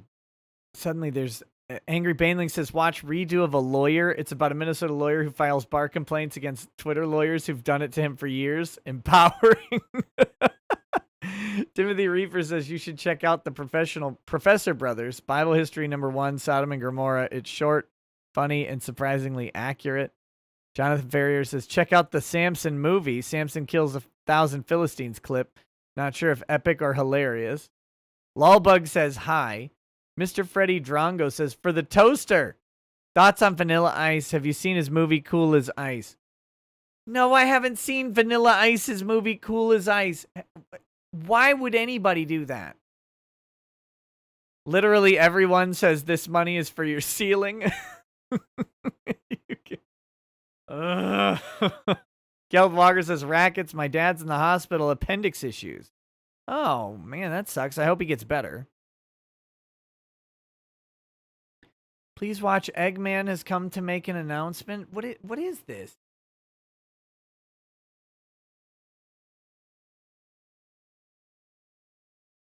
Check Twitter.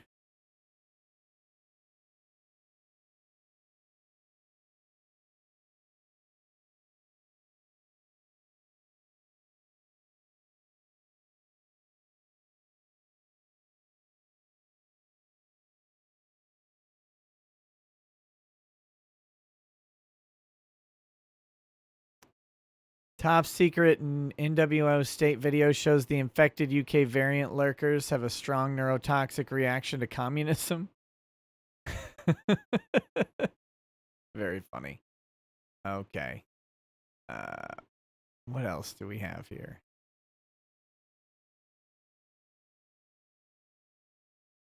Can I read Justice chats? Yep. I'm getting there.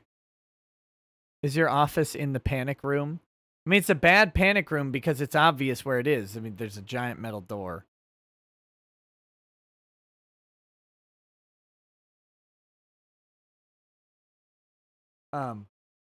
Shadows King says, redo of Healer was okay until suddenly the main character was getting fucked in the ass and milked for his magic semen. Grape scene was pretty good, though. 7 out of 10. See, again, the snowballing was the real weird part of that. That was... Crusader Saracen says, personal opinion, redo of Healer is insufferable, edgy trash, but to each their own. Out of curiosity, do you enjoy legal dramas like A Few Good Men, Rules of Engagement, or A Time to Kill? I mean, if they're good, I do. But I don't particularly seek them out.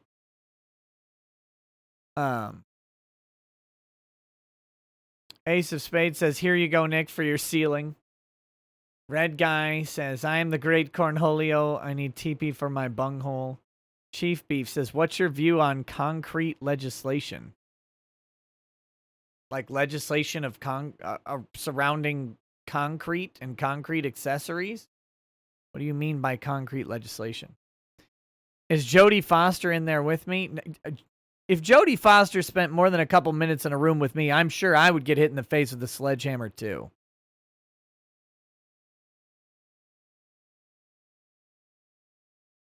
Play the Trump one. It has anime in it.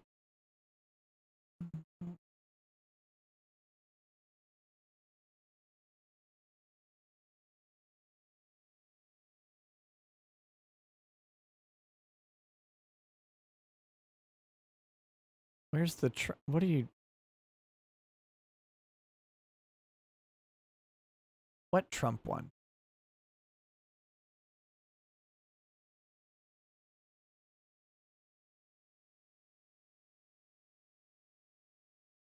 Judge Hurley and Broward at Bond Court with David Hall. Oh,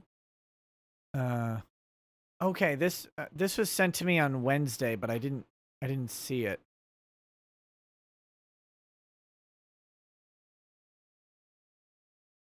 This is a court thing, but it could be funny anyway. $4. Okay, let's take a look at whatever this is. Just a second. So this is Bond Court in Broward County.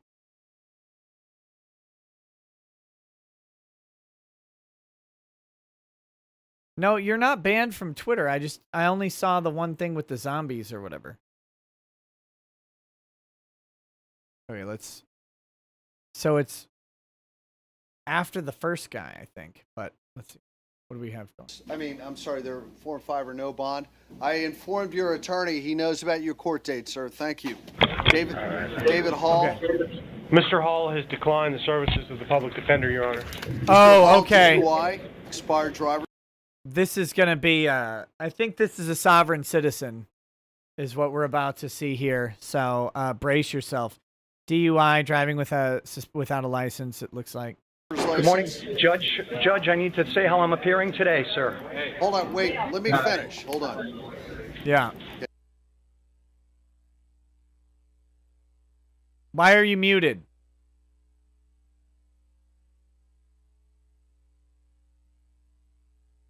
All right. Hold on, Mr. Hall.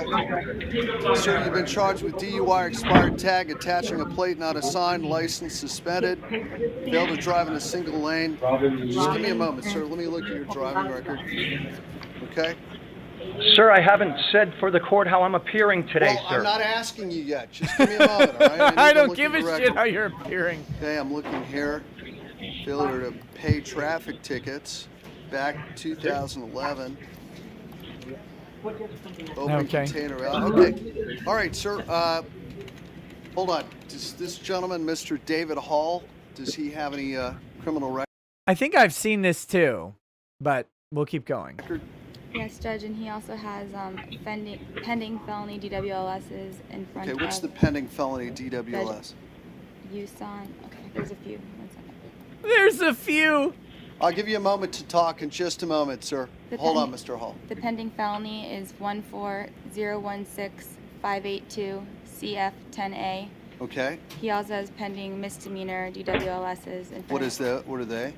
Judge Evans. Case number 14. Wait, 14 what? 053909 TC30A. TC30A. Okay. And that's it.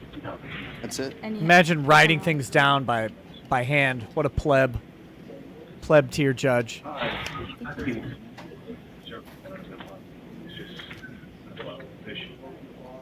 Everybody who stormed the Capitol building should take Now, note Mr. on how Hall, this guy defends himself. So would you wanted to say something? Yes, may I speak, Judge? Well, don't tell me about what happened or did not happen regarding the DUI, but if you want to tell me about something I'd like else, to state some things. Go ahead. I'd like to state some things for the record. Thank you, Judge. Judge John Hurley, I do accept your oath of office here today for the record, sir. Thank you, sir. Thank you. Does this court take judicial notice of your oath, sir? With all due respect. Let me see. I take judicial notice of my own oath. Yes, sir, I do. Thank you. Thank you very much, sir. Okay. Sir, today I'm appearing as the agent and settler for David Hall. Okay. Okay. Could you get Mr. Hall for me then, sir? Where is he? Uh-oh. I go by that name, sir. My name sounds exactly like the defendant's, and I'm here to settle that matter today. So are you and David Hall one and the same person? I'm not a person, I'm an individual. David Hall is a person. Okay. I am Are the you agent and to that David name. Hall one and the same individual? I go by the name David Hall, sir, and I'm Okay. here about that matter today. Okay. So, Okay, yeah. So you go by the name David Hall. Okay. So this is what we're going to do. The person who goes by the name of David Hall who's standing in front I'm of the you. individual. You're I am the an individual, not a person. You're not a Yes, sir. person. David Hall. This is like gender identity before identity was a thing. This is where we're unironically going towards these types of discussions where judges like, oh, but like replace person and individual and the lunacy of the sovereign citizen argument with male, female, non-presenting, gender fluid, pan-dimensional, like that. This is going to be happening with everything in a different context pretty soon. Hall is a person. I am a private individual. David Hall is a person under color of law, sir. Okay. Where's David Hall then? The person David Hall. He exists on paper, sir. David Hall is a corporation. This action is under color of law, sir, and I do understand that. I am here in my real capacity as the private individual for that name. Okay, and I'm here about that matter. You're the and I'm happy to you're settle the it. private individual, David Hall. I'm the settler, sir. You're the settler, David Hall. I'm the settler to David Hall, sir. Are you the And I'm private happy individual, David Hall? Yes. Good. Okay, we got that straight. Could you imagine? You look at this. Look at this ragtag deep bench of ragamuffins behind this guy that this judge still has to deal with. Like he can see them piling up in the background. He's like, this son of a bitch is sitting here squabbling over what he is. Oh, come on. We agree on that. Okay. Now, David May Hall, I, sir? David Hall, the private individual. I'm looking at your driving record right now. Multiple failures to pay traffic tickets for the individual, David Hall, not the person. But, sir, what I'm going to do... Can you clarify, sir? ahead. I'm not sure I understand that, but I'm happy to settle this matter right now if somebody will make presentments. Nobody has made presentment, and I've asked numerous times, and for the record... When you say presentment, what do you mean by presentment? Presentment of the charging instrument for set-off and settlement, sir. I am the settler. I just told you what it is. I told you what your I told you what the individual Presentment. David Hall did. Judge. Yes, sir. I will require somebody to make me a presentment of the charging instrument on paper so that I may settle that matter. I'm here as settler, and I'm happy to settle this charge We're not right now. We're not settling. Today's not the day to settle matters for these kind of charges. Yeah. All right? Yeah. We don't settle them today. All right. This almost makes you feel bad for judges, but then you remember that judges aren't even people. May I say something else for the record, sir? Go ahead, sir. Thank you. I am secured party under a UCC filing at the Secretary of State, 201-308-717-006. Okay. I am secured party to David Hall on the record. And he took a lien out against his own ass. This dumbass took out a lien against himself.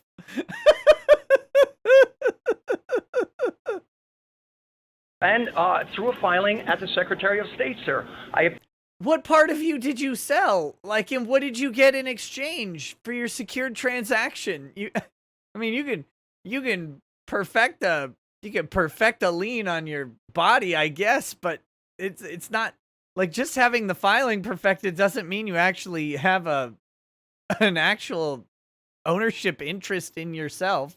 I appear here today as the settler agent, not the person, but the individual. And I don't think I should you understand the difference between a person and an individual. Agent, and you're the individual, but you're not the person. Is that correct? Correct. Got Correct. it. I'm going to write that down. Settler. What a patronizing dick the judge is. Good for the judge, by the way. Agent. An individual. But you're not the person. Got it. I think, I remember, I think it was last week you told me this too. And I was a little uncertain, but it's all become very clear now. Now.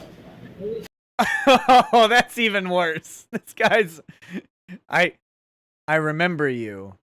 This is going to go the exact same way as it went last week. And probably the week before. Okay, the settler, the agent, the individual, but he's not the person. Okay, so does the settler, the agent, the individual have any money in the bank? Yes. Okay, how much money does the settler, the agent, the individual have in the bank? I'm not certain at this time, sir. Okay. Only that I will give it an affirmative that there is money in a bank account. Okay, and how long has the settler, the agent, and the individual lived in Broward County? 25 years, sir. Okay, does the settler, agent, individual own any property in Broward County other than personal effects? No, sir. Okay. Now, does the person own any property or have any money in the bank? If you know. In conjunction with myself, sir. In conjunction with myself, we both have. Yes, I'm the agent for that account also. Okay, got it. Okay, so now. Uh-oh. Okay, now, here's what we're going to do. The settler, the agent, the individual, and maybe even the person, David Hall, has been charged with DUI. DUI, while the settler, the agent, and even the person, David Hall, was out on bond on 2 cases, 1 felony and 1 misdemeanor, for license suspended. So the court believes that the settler, the agent, the individual, and even the person, David Hall, represents a danger to the community because the settler, the agent, the individual, and even the person continues to drive without a valid driver's license, in fact, a suspended driver's license in the state of Florida. That's not good. And, so, that being said, the court is going to... May I make a correction, sir? Go ahead, sir. Yes, I'm traveling. You said that. You said. Did you see? Here, watch it. Watch his face. Watch the judge's face when he says, "I'm traveling." So that being said, the court is going to. May I make a correction, sir? Go ahead, sir. Yes, I'm traveling. Bam!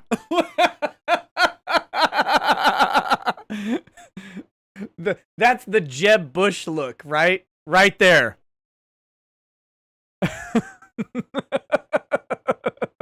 You said that you used the term driving, and I was traveling, sir. Traveling. Okay. All right. So the settler, the agent, the individual, or the person, David Hall, for traveling on a public highway or public road in the state of Florida, was allegedly doing so without a valid driver's license, and has done it several times in the past. So today... This is alleged, sir? Yes, sir, it is alleged. Allegedly? Yes, sir. Thank you. So today, the court's going to set the settler, the agent, the individual's bond, and even the person's bond today on count 4 at $10,000 because the settler, the agent, the individual, and the person has not stopped driving, even though the settler, the agent, the individual, and the person continues to drive without a driver's license. So, that being said, count 1 is $500, count 4 is $10,000, and the court will revoke the bond for the settler, the agent, the individual, and even the person of David Hall on 14-016-582-CF10 and 14-05-3909-TC30A. Both cases will cause the settler, the agent, the individual, and even the person, David Hall, not to be able to be released from the Broward County Jail until further notice of the court. So, may I post bond, sir? No. Well, is there any other? Are you asking me as the settler, the agent, the individual, or are you asking me as the person? Sir, I'm asking, as the individual appearing before you today, about this matter. Well, the do I individual, have... the settler, the agent, the individual, or the person can post the bond. However, the settler, the agent, or the individual, David Hall, will not be released in any event because this court is revoking the bond on a felony case and a misdemeanor case on the settler, the agent, the individual, and the person, David Hall. Where is my remedy, sir? Well, whose remedy are you asking for? The settler, the agent, the individual, or the person? I'm asking for the opportunity... Who are you speaking on behalf of right now? Sir, I don't understand that question. I believe that you're trying to confuse me now. No, I'm not. I'm simply separating myself from the person. They are two different entities, and I know that. The court is not viewing you as two different people. The court is viewing you as why one not, entity sir? for the purpose of these cases. Then what entity are you referring to me as? I'm Because referring I to think you're referring to me as the David all your Hall, who's the entities. settler, the agent, the individual, and the person. I'm not the person, sir. Okay, when I am you not see the the person, person. David Hall, tell him he's not leaving jail either, all right? Sir, then may I ask what my remedy is? Can you provide me a remedy so that The I may... remedy is, you don't really have a remedy where you could appeal it to the 4th District Court of Appeal. How long am I going to be held, sir? I would Until like another to settle judge this matter. tells you can be released. I would like to settle this matter, sir. We're not going to settle it today. Too bad. Then I'm being denied my... For the record, I'm being denied my remedy. Yeah. What do you For the think record, your remedy my is? remedy is being denied. For the record, I am the real individual, and this action is under color of law, and I don't understand this color of law Judge is action. Okay. Well, have a nice day. Thank you. Down the middle. Where's Let's my roll. remedy? It's over. Where's my remedy, bro? What am I gonna do? You're gonna go to jail. What do you think you're gonna do? This is the thing about, like, I don't know what happened. All right. I don't know what happens. I don't know how this happens, but somehow people get, like, on the internet and they get convinced that there's a repertoire of magic words that they can use to trick the law into not recognizing them, right? Like, this guy somehow, like, read a book or a blog or watched a video or something, and they convinced him that this is how this works. And yet there are countless volumes, countless examples of this never working. It never works. It doesn't work. There's no system in which you decide that you don't recognize the jurisdiction of a court when it recognizes jurisdiction over you and you prevail based on what you think. Now, I mean, a court may not have jurisdiction over you, right? Like, that's a valid sort of question. But in a sovereign citizen case, I think that's approximately never.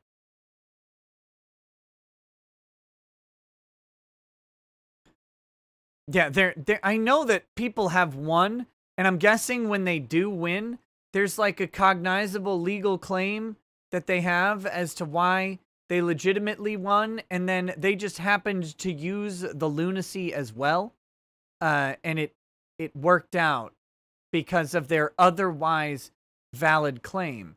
And like, if a judge, especially in criminal cases, like if a judge recognizes a deficiency in what's going on, they have an ethical obligation to remove the case, right? If the case isn't valid. So there is a theoretical possibility that the agent, settler, an individual or whatever, David Hall, walks into a courtroom, says, "I am not David Hall," and they go, "Actually, you know, like, we don't have jurisdiction over this guy," or this is, they wrote the wrong thing down on the citation and he didn't do it. And so then he wins, and then they're like, "Ah, because I used the sorcery." No.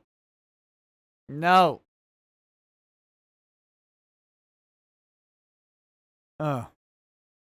It, whew. Okay, Joshua Vidrian says, okay, I lied. Sleep can wait for a minute. You gotta watch the Emperor's Prime Orcs or listen to it. Noman does a fantastic orc voice. Phoenix Lord Asterman says, this probably seems similar because Jim used clips in his SS videos. Fantastic example of how strange these people are. I mean, I'm pretty sure I've seen this clip. I don't know if it was from this channel or whatever, but I've seen the whole thing. Florian Aishat says, Nick, did you bless chat already with the Astartes or Death of Hope? Like, I'm not playing them, if that's what you're asking. Asia Fraser says, if judges are not people, are they individuals? No, they're corporations. Come on. How, after watching this, did you not get that? I am so disappointed.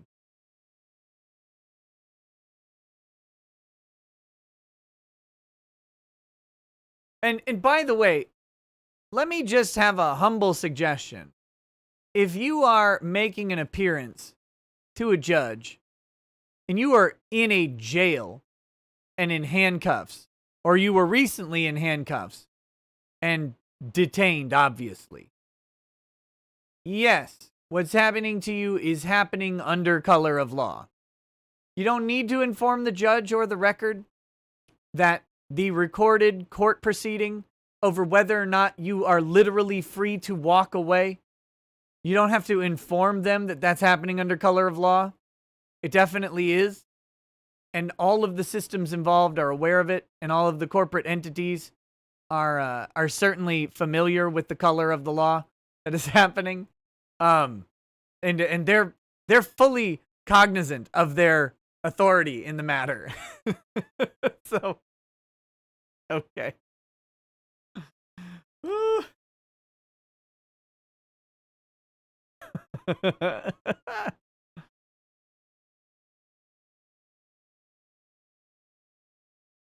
All right. Crusader says, Judge, you're sentenced to 20 years in prison. Sovereign citizen. No, you, Judge. God damn it. Exactly. Exactly how this ends up working. Exactly how it's like. Phoenix Orm says, hey, Nick, I'm okay. That's good. The crisis that occurred has been taken care of, but I can't go into specifics as the police are now involved. I'll be back in your Discord once things improve. Till then, Godspeed. Hey, you too, buddy.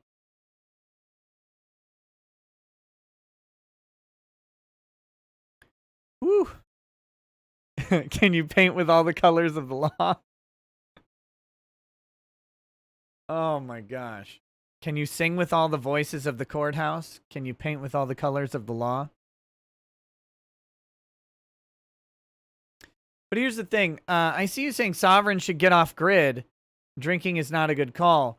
But when you're off grid, you're still under a state jurisdiction. Like, you exist within the jurisdiction that is jurisdictional authority over you. Like, whether you submit to the authority or recognize the civic contract or whatever, whether you invoke the Articles of Confederation or the Magna Carta or the Rules of Admiralty, being within a jurisdiction, you are inherently subject to the authority of that jurisdiction. You just are. That's how it works. The times when you may not be under the authority of a jurisdiction is only when you are without of the jurisdiction. Like, that's the only time that you can be outside of the jurisdictional reach is when you're physically not present within it. And you may still be under that jurisdiction, but that argument gets attenuated based on the activity, the proximity, all of that different stuff. But when you're physically there, you're in. And if you don't want to be, then you have to go. If you don't like the jurisdiction, you need to physically leave it. Otherwise, everybody would live in, like, San Diego on the beach, but it'd be under the jurisdiction of Arkansas or something. Because that'd be the way to go. Aisha Fraser says, should Trump use the David Hall defense? Listen, you may be confused with Donald Trump Enterprise. It's a beautiful, wonderful corporation, a better corporation than any of you have made, that's for sure. Much bigger corporation, too. I see you, Roberts. Tiny corporation. Tiny corporation on that man. No, but have you ever seen this guy make a corporation? He can't succeed at a corporation. Never seen one. I don't know, John Roberts Inc., John Roberts LLC, whatever that might be. Nothing. Are you a Chapter S Corp, John? Nothing. Terrible. Doesn't know his ass from his corporations. I, however, have a very bigly corporation. Actually, many corporations. Couldn't fit it all in one. It's magnificent. It's huge. It's tremendous, but I got too big. It couldn't even contain it in one corporation. This guy doesn't even have one. That would be Trump's defense. It'd be beautiful.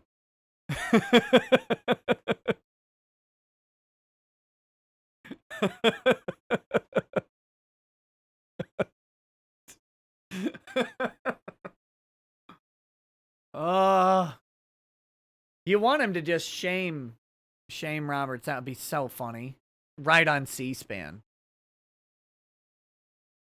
Sent you a link on Twitter DMs to my own thread. Okay. That works.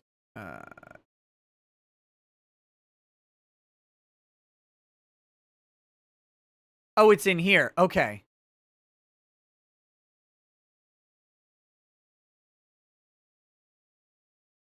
Oh, I don't.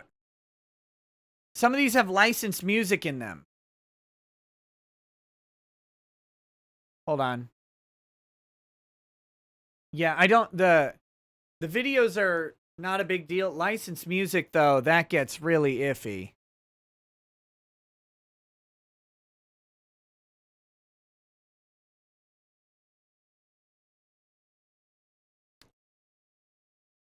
Okay.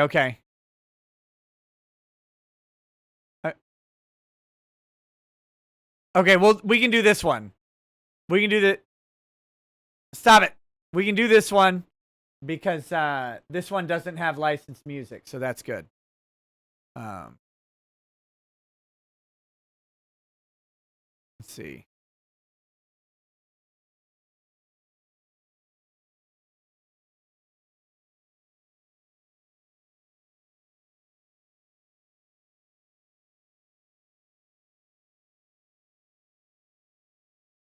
I had to preview through it real quick. Sorry.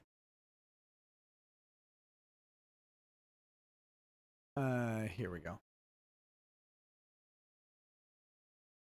All right, here's Donald Trump explaining Evangelion. In recent decades, Japan has been under relentless attack. But they're not sending missiles over Japan. They're sending angels. They're not angels. Some are really not so good. But these great people who call themselves Nerve decided to fight back. And they needed robots. So in comes a guy nobody ever heard of this guy. Shinji. Speak. Sorry. What a loser! And he's waiting for who knows what. Then all of a sudden, a lot of shooting, a lot of blasting. Then I'm looking at this young, beautiful young woman. She said, "You get in." Brings him to Nerve headquarters. They tell Shinji the pilot. Now she says, "Yes, do I have to?" And so everyone said, no, because you know, they're losers. They're babies. So they said, Shinji, get in. The robots. He does a great job. In recent decades, Japan has been under. Shinji, get in the robot.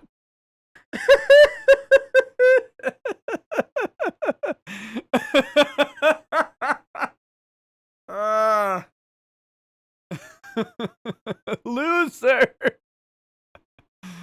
God. That was good. I like that. Woo.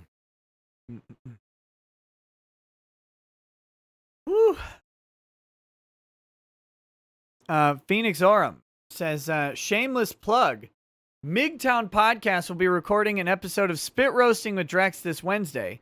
Watch as we roast Black Dynamite. Bug lost bullets for a server invite.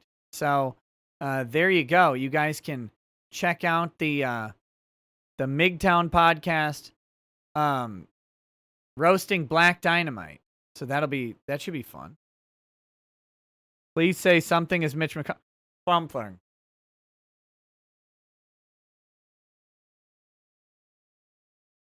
something. Something. Something. That's all you said was say something, is Mitch McConnell. Red Guy says, I shall now claim John Roberts LLC because he abandoned his own.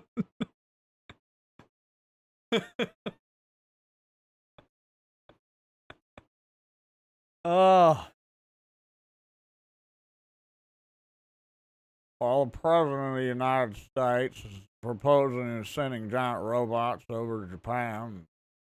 Frankly, I think it's fiscally irresponsible and not what our constituency is interested in. This is why I'll be supporting the Democratic efforts to compete it from my colleagues, Chuck Schumer and Nancy Pelosi. Even though I don't believe they're honorable Americans, they still are colleagues. They are impeaching Donald Trump.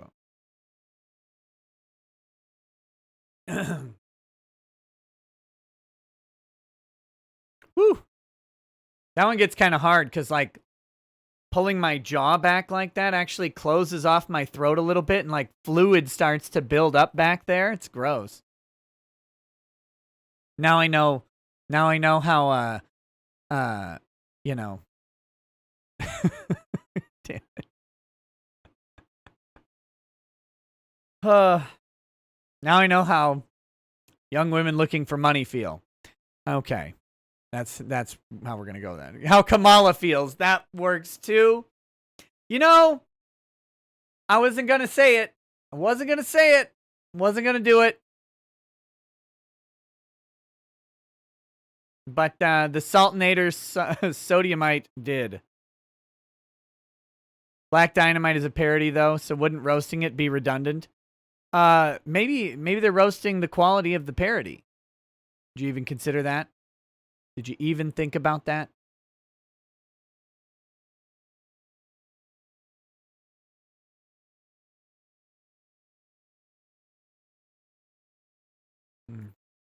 Is it true Doug is hiring Vic for voice work? If true, would you do a voice? My understanding is that Doug is putting together a short animation project. And I believe the investors in the project delivered him a literal briefcase full of cash to show them that they were deadly serious. He showed it on stream. And, yeah, I believe Vic will... I don't know if he's got confirmation that Vic is involved or if he's just pitching it. I'm not sure. If I can be involved in the project, I 1,000,000,000% will. But, you know, it's not mine, so I would be happy to do any amount of voice work for that project. I think it would be great.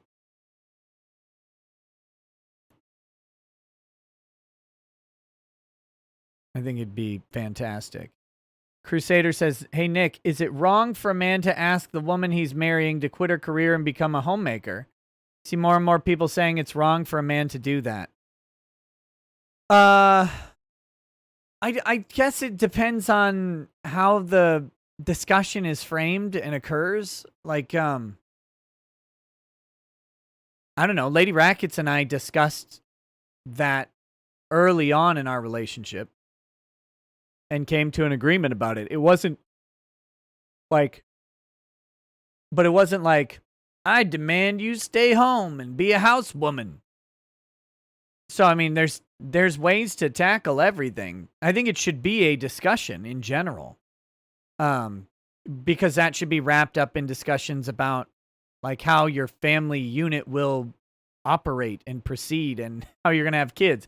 Because if you're going to have kids and you're both going to be working, you got to figure that out. Because even if you plan on public schooling them, you've got 5 to 6 years where you're not. And that shit costs a lot of money. That costs a lot of money. And when you add a second kid, like if you're gonna have a little numero duo running around, after a year or two, the amount of money you're spending is about to double. And so the cost at some point, depending on the scope of the careers, this is why people who have two-parent homes, depending on the respective employment, it might actually be more beneficial for the family unit to ditch one of those jobs. Not always the woman's. It makes some sort of logical sense a lot of times because the woman will also be off for a significant amount of time for maternity. And dealing with maternity type stuff can just be, that can be a hassle. But that being said, that's not the only way to do it. But I think it's a discussion that should happen. I don't know if you should run up and demand it. I don't think that was how you asked the question or anything, but it should be part of any conversation.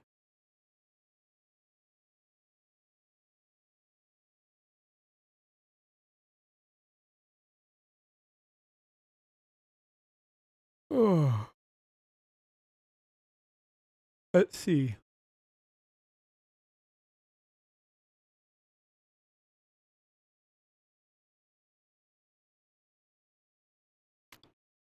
Trump filing of him joining the Patriot Party. Okay. I'll take a look at it. I don't want to look at it on stream right now.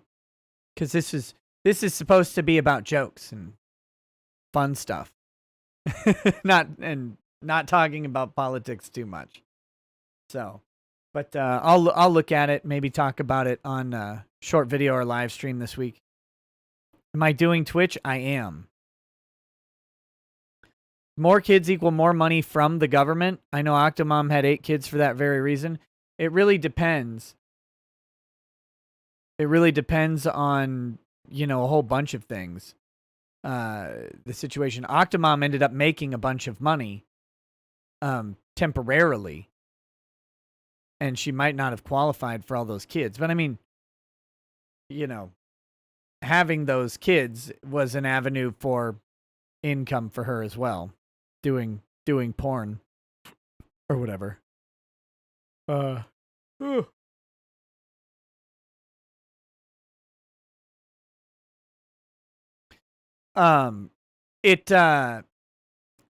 all depends on your income. I mean, if your income is low enough, you can get WIC type benefits, and having more kids, you get more WIC benefits for sure. You do, if you get some sort of cash benefit or whatever, like an EBT style card, then yeah, that increases by the amount of people.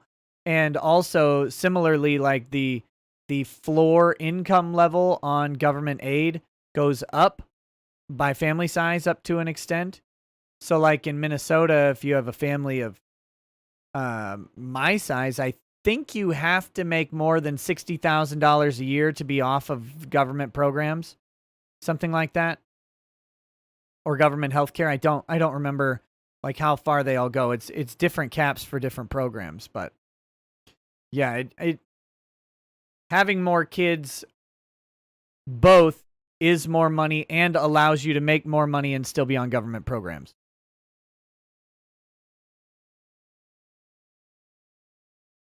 Check out Meat Canyon Secret Formula.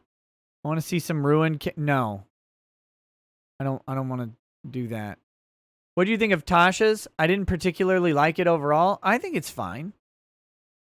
I don't see a problem with it.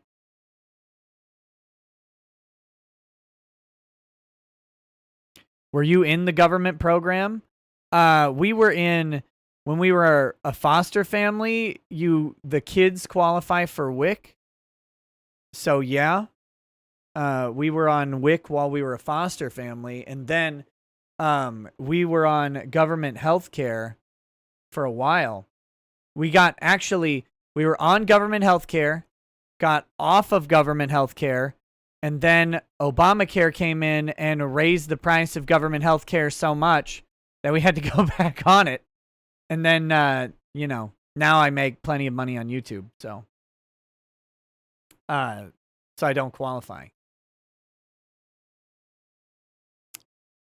And paying for that is, gotta love what they did to the healthcare costs. Woo!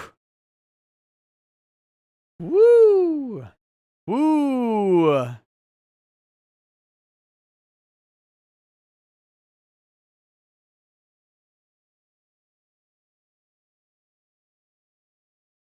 Salt said to have a drink with him, so I'll have a little drink.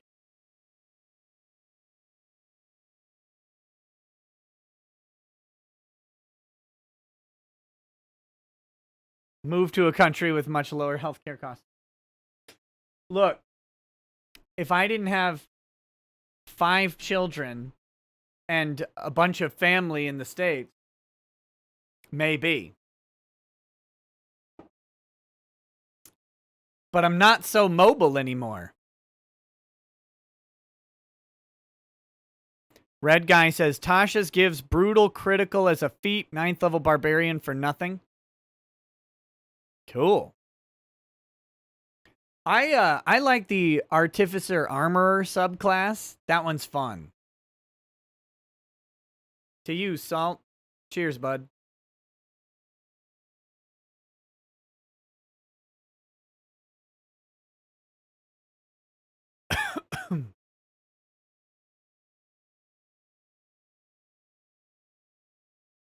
Master Blaster says, Octomom did porn. Disgusting. Tell me where it is so I can avoid it, please. It was highly publicized. She did it with Vivid Entertainment, I believe.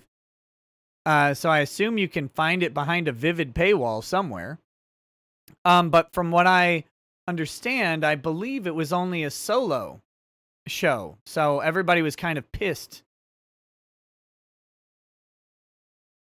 Sorry, I got messed up. What is your opinion on raising and having kids in this kind of world? Do you recommend it? Absolutely.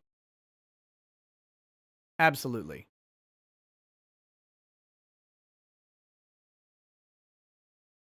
That's the only way you change the world in the long run.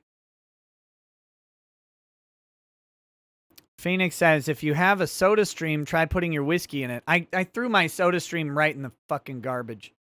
Here it improves the taste. There's YouTube videos on it if you don't believe me. The problem I had with the soda stream is that it was another device that took up space in my kitchen, and I used it a lot when I got it, and then I stopped using it completely. Which is how most kitchen devices go for me.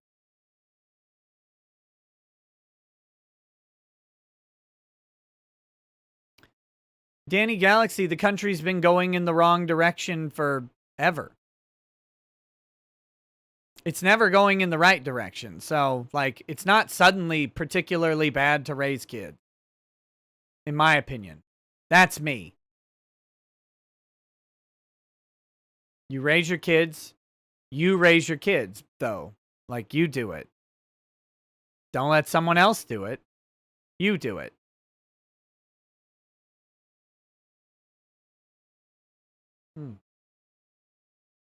Ed Gein's Prosthetic Skin says, the problem with video games nowadays is that they're being made for shareholders and not customers. Facts. Fans or out of any labor of love. Indie games aren't much better either. Some are.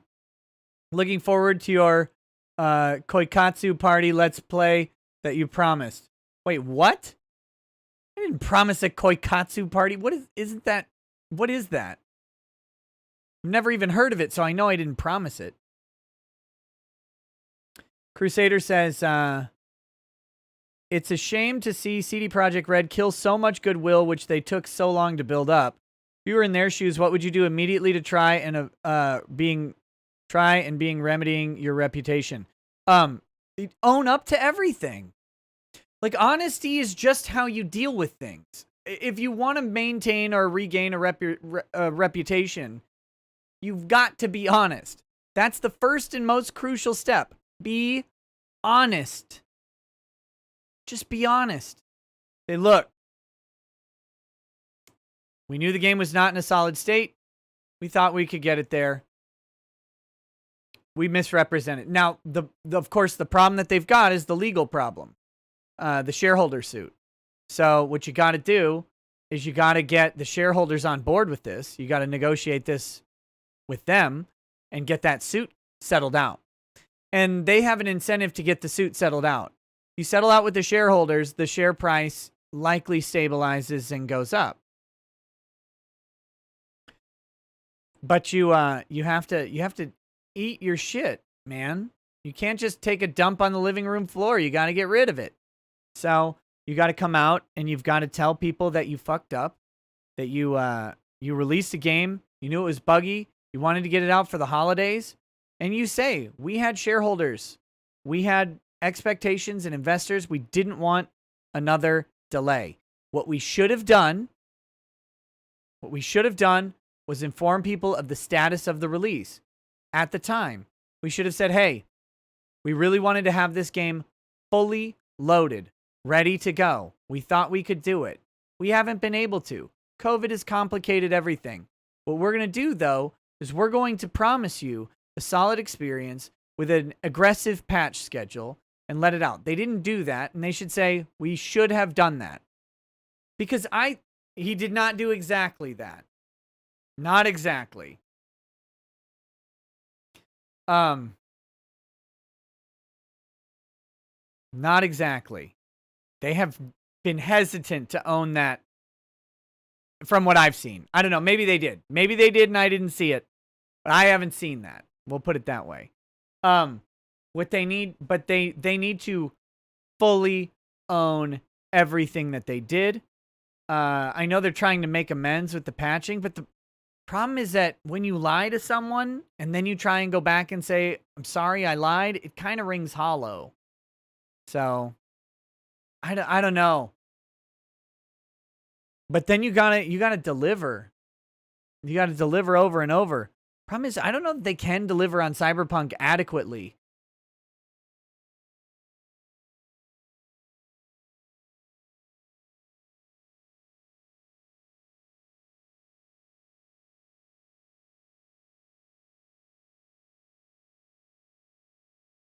But see, this is where I think they should have come out ahead of it.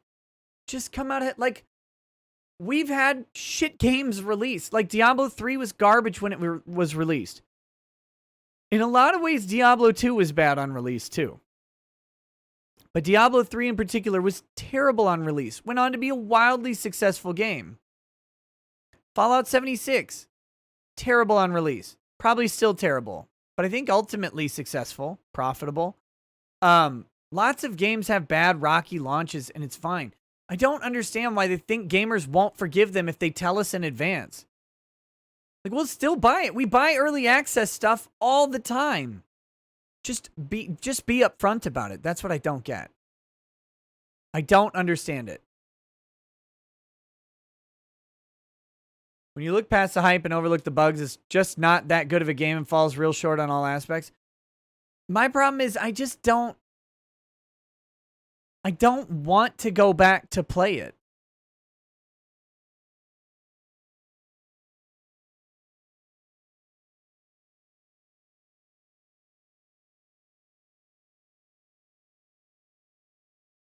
Did Diablo have a gameplay video advertisement that didn't use gameplay?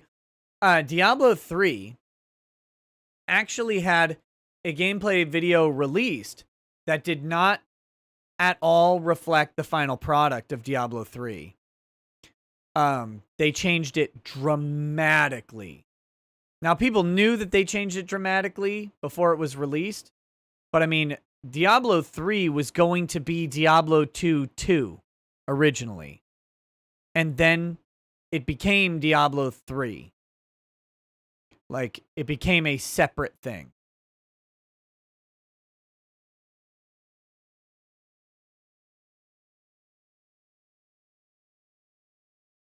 Kurt Mudgeon, banned.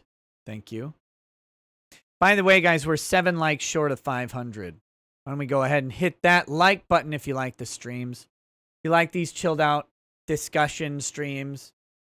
I keep meaning to read something to you guys. I was gonna read this passage from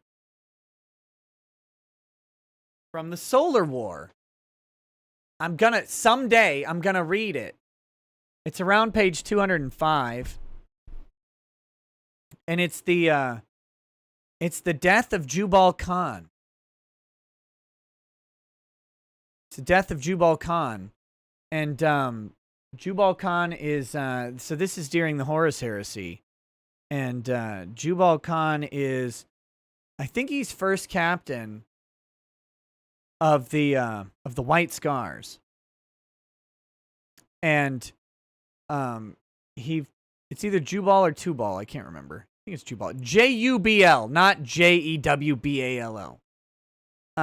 But he, of course, meets Ezekiel Abaddon in glorious melee combat. And these are two of, the preeminent fighters of the 30th millennium.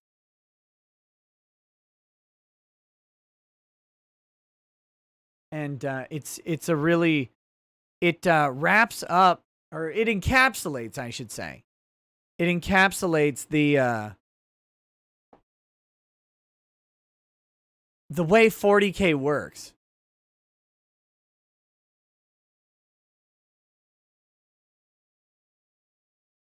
P Mushroom says, lol, Abaddon. Look, in Heresy times, Abaddon is a badass.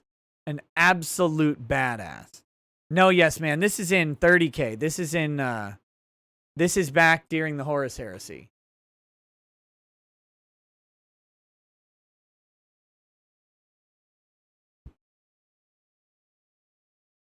But it's a good passage, because here are two, like, throughout the Horus Heresy, you encounter these, like, specific heroes of different legions, right? You've got Ezekiel Abaddon, you've got Garviel Loken of the Luna Wolves, you've got Sevatar of the Night Lords,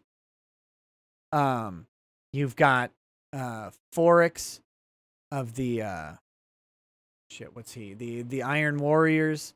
You've got Sigismund of the Imperial Fists. You've got Karn from the World Eaters. You've got Corphaeron of the Word Bearers. Like all of these like top level Space Marines within each of their respective chapters. And so you run into them, and these guys are all legendary fighters. There's actually a really great passage. I don't remember what book it was in, but it might have been a short story. It's where the Lion L. Johnson fights Conrad Kurz, and when he lands, he's got a couple, like, shield bearers or honor guard with him, and I don't remember the guy's name, but it's going through his internal monologue. The whole thing is perceived through this guy, and he talks about the various other space. He's like, of all the Space Marine chapters, there are maybe 20 who can best him in single combat, right? Like, this is a good fighter, and he like lists off some of them, and of course one of them is Sevatar, who's there, and he knows, like, he sees that, and he's like, shit, if this goes south, Sevatar can probably kick my ass. But yeah, was that in Pharaohs? It might have been in Pharaohs. I don't know. It's been a while. But that's but yeah, so someday, maybe the next one of these that I do, I'm gonna read that passage. It's a good one. And it just shows, like, how heroes in 40K interact, and the thing I like about it is that I don't want to spoil it too much. Would I ever have Baldermort or Lutein or Warhammer 40K explained on the show? Yeah, I like talking 40K with anybody. Those guys all know way more than me. Commissar Gamza was in the chat the other day. I'd talk to him too. I'd love to talk to Lutein. That guy's phenomenal. His videos are amazing. Baldermort's great. Never watched Warhammer 40K explained, so.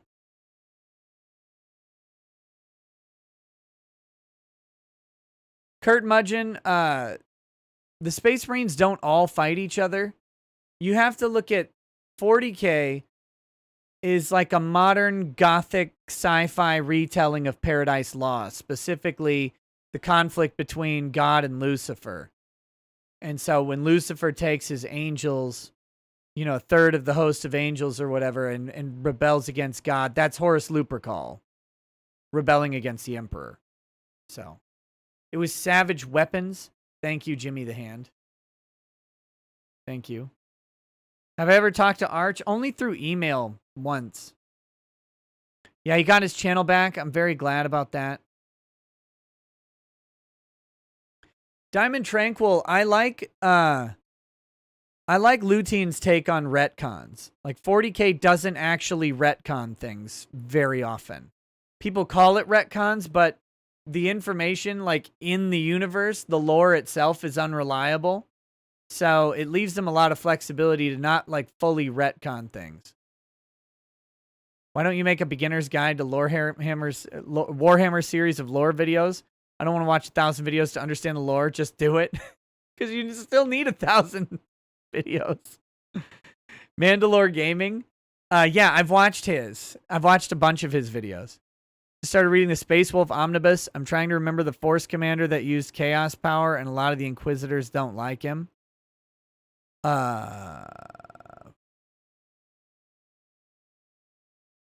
Was he a rune priest? Must have been a rune priest. I can't remember his name. Did you sleep all Sunday or something? 24-hour stream coming up? No. I mean, I slept until noon. I streamed until 5, right? Slept until noon. And then I almost fell asleep in the middle of the day, but I didn't get there. How much to get you to stream an IG playthrough of Dark Crusade or Soulstorm? I don't know. Not much. Soulstorm, you're talking thousands of dollars. I will not play through Soulstorm for less than like $2,000. Because that game can eat shit. Dark Crusade, I would play. No one would have to pay me to play.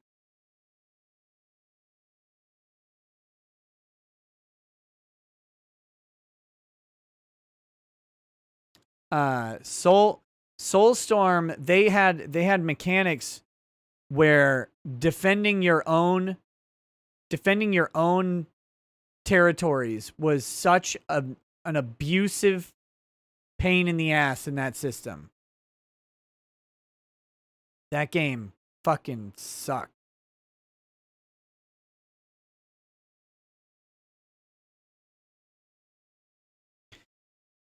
Like there are bugs and stuff. That wasn't the problem. The problem I have is I got to a map, and on the map you start on the one side and you have 3 resource nodes, and then it's a big expanse of water.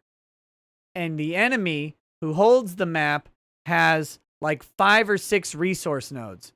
So you're immediately on the defensive, and you're like trying to just keep your base alive. Like, so you're building listening posts and turrets, and it takes all your fucking resources just to try and get a foothold in the map.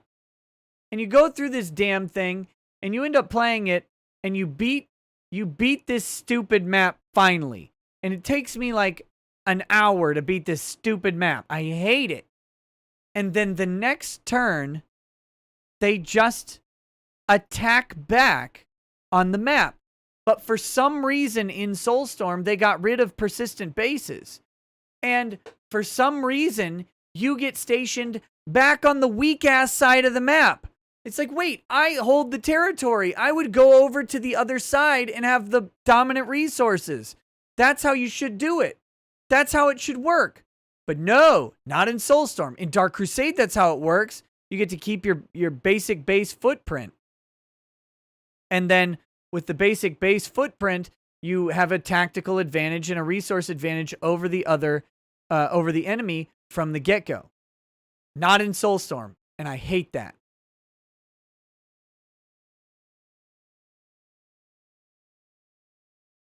Stupid.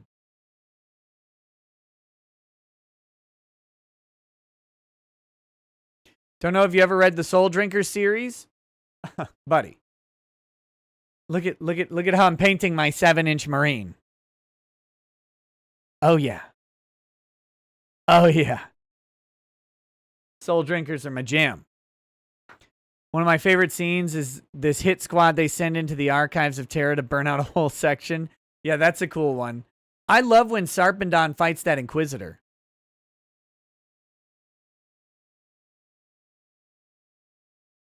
Explain the hate for StarCraft 2. I don't know if it's hate. It's just a recognition that StarCraft 2 is inferior to Warhammer 40K. Here they refounded the Soul Drinkers, new book series by the original author. Yes, they got Primaris Soul Drinkers. Tippy Craft, you should check out Imperial Fist versus Iron Warrior by the Grape Lords of Terra. Pretty funny animated short reminiscent of Monty Python. What you're saying is 2,000 for a full Soulstorm playthrough. I mean, I guess. Since the Soul Drinkers were officially found to be loyal, they were eligible for Ultima refounding. Nice. I really enjoy the Soul Drinkers as a chapter. I like them. I like the conflict.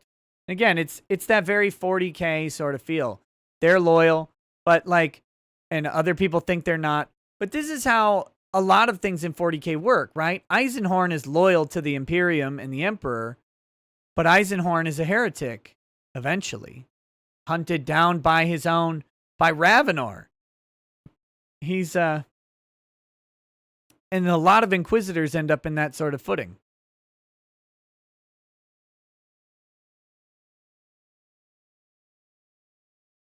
But, yeah.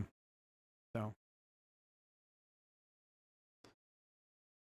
Anyway, well, I think we should wrap up this show since it's 3.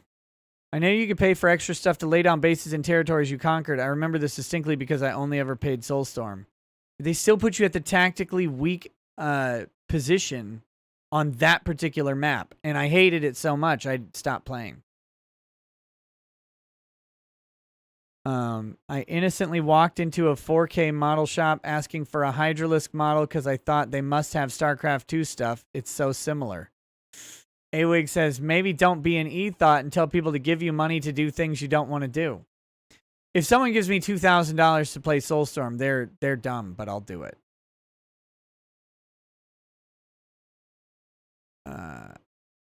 So yeah, we're going to go. I'm going to wrap up this stream. It's been a blast. We'll go over to Twitch. If you want to come over to Twitch, I think I'm not going to do a movie tonight. We're going to do more Skyrim for the Nords. Working on that. And then, so Monday, is it Monday and Wednesday video games or Monday and Wednesday movies? I don't remember.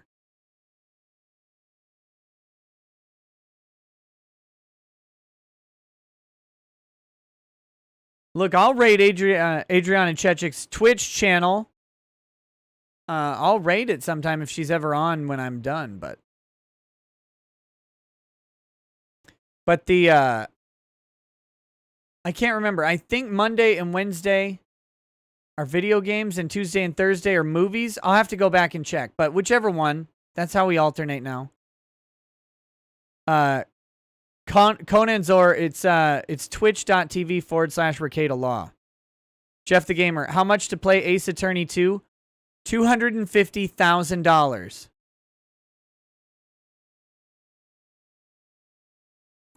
Awig, I know this is Sunday, but Friday, Saturday, and Sunday are flex kind of whatever I'm feeling like days.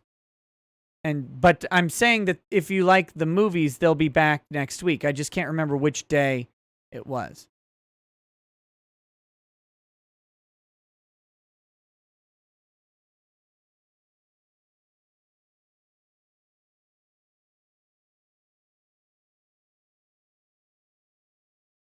I really do not like that game series. No, I really don't. Don't like it at all. See what I can pull together for that Ace Attorney. Oh.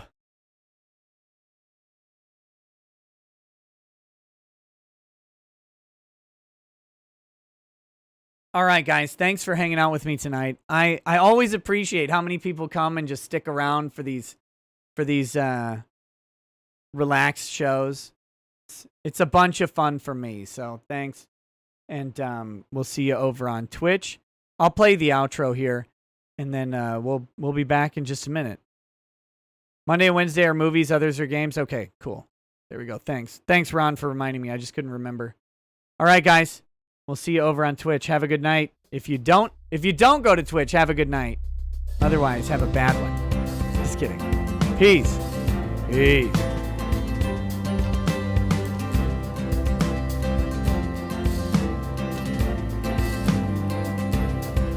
Oh, he drinks a fair bit, but you realize that it just helps get his noggin jogging along. With his glass by his side and his kids asleep tight, we'll hear some lost-plaining tonight. With his microphone muted, we'll laugh at this boomer until he explains it's all part of the plan. Watch his face become redder. Damn it. Dean Domino 25 says, think you talked about having Allison Tiemann from the Honey Badgers on a while back. Any chances of that happening? I had her on a long time ago, actually. A very long time ago. And Sergeant Politeness says, hail Nick, Mima Jones, Atlantic arrives tomorrow. When do you plan on cracking into yours so I can share a drink with you? Have a great Monday. Soon. I don't know when. I don't know when. Maybe at 150K subscribers. If I can wait that long. Make sure that he has the time and the place to provide for them there. So pour out an odd bag about more at Lafroig. The spirits flow as the ones who get unemployed. So pour out a glass for the tea post on Twitter as we hear lost planning tonight. From the white shores of Nan to the hills of Glenlivet, there's no one who explains the law better than Nick. So pour out a glass for the ones who have passed to make the law what we are now. Oh, the guests are all planet folks from Doug T to Drexel. They bring their perspective and spice to the mix. But the reason we're here and the one that we cheer is the one who is showcasing us his career.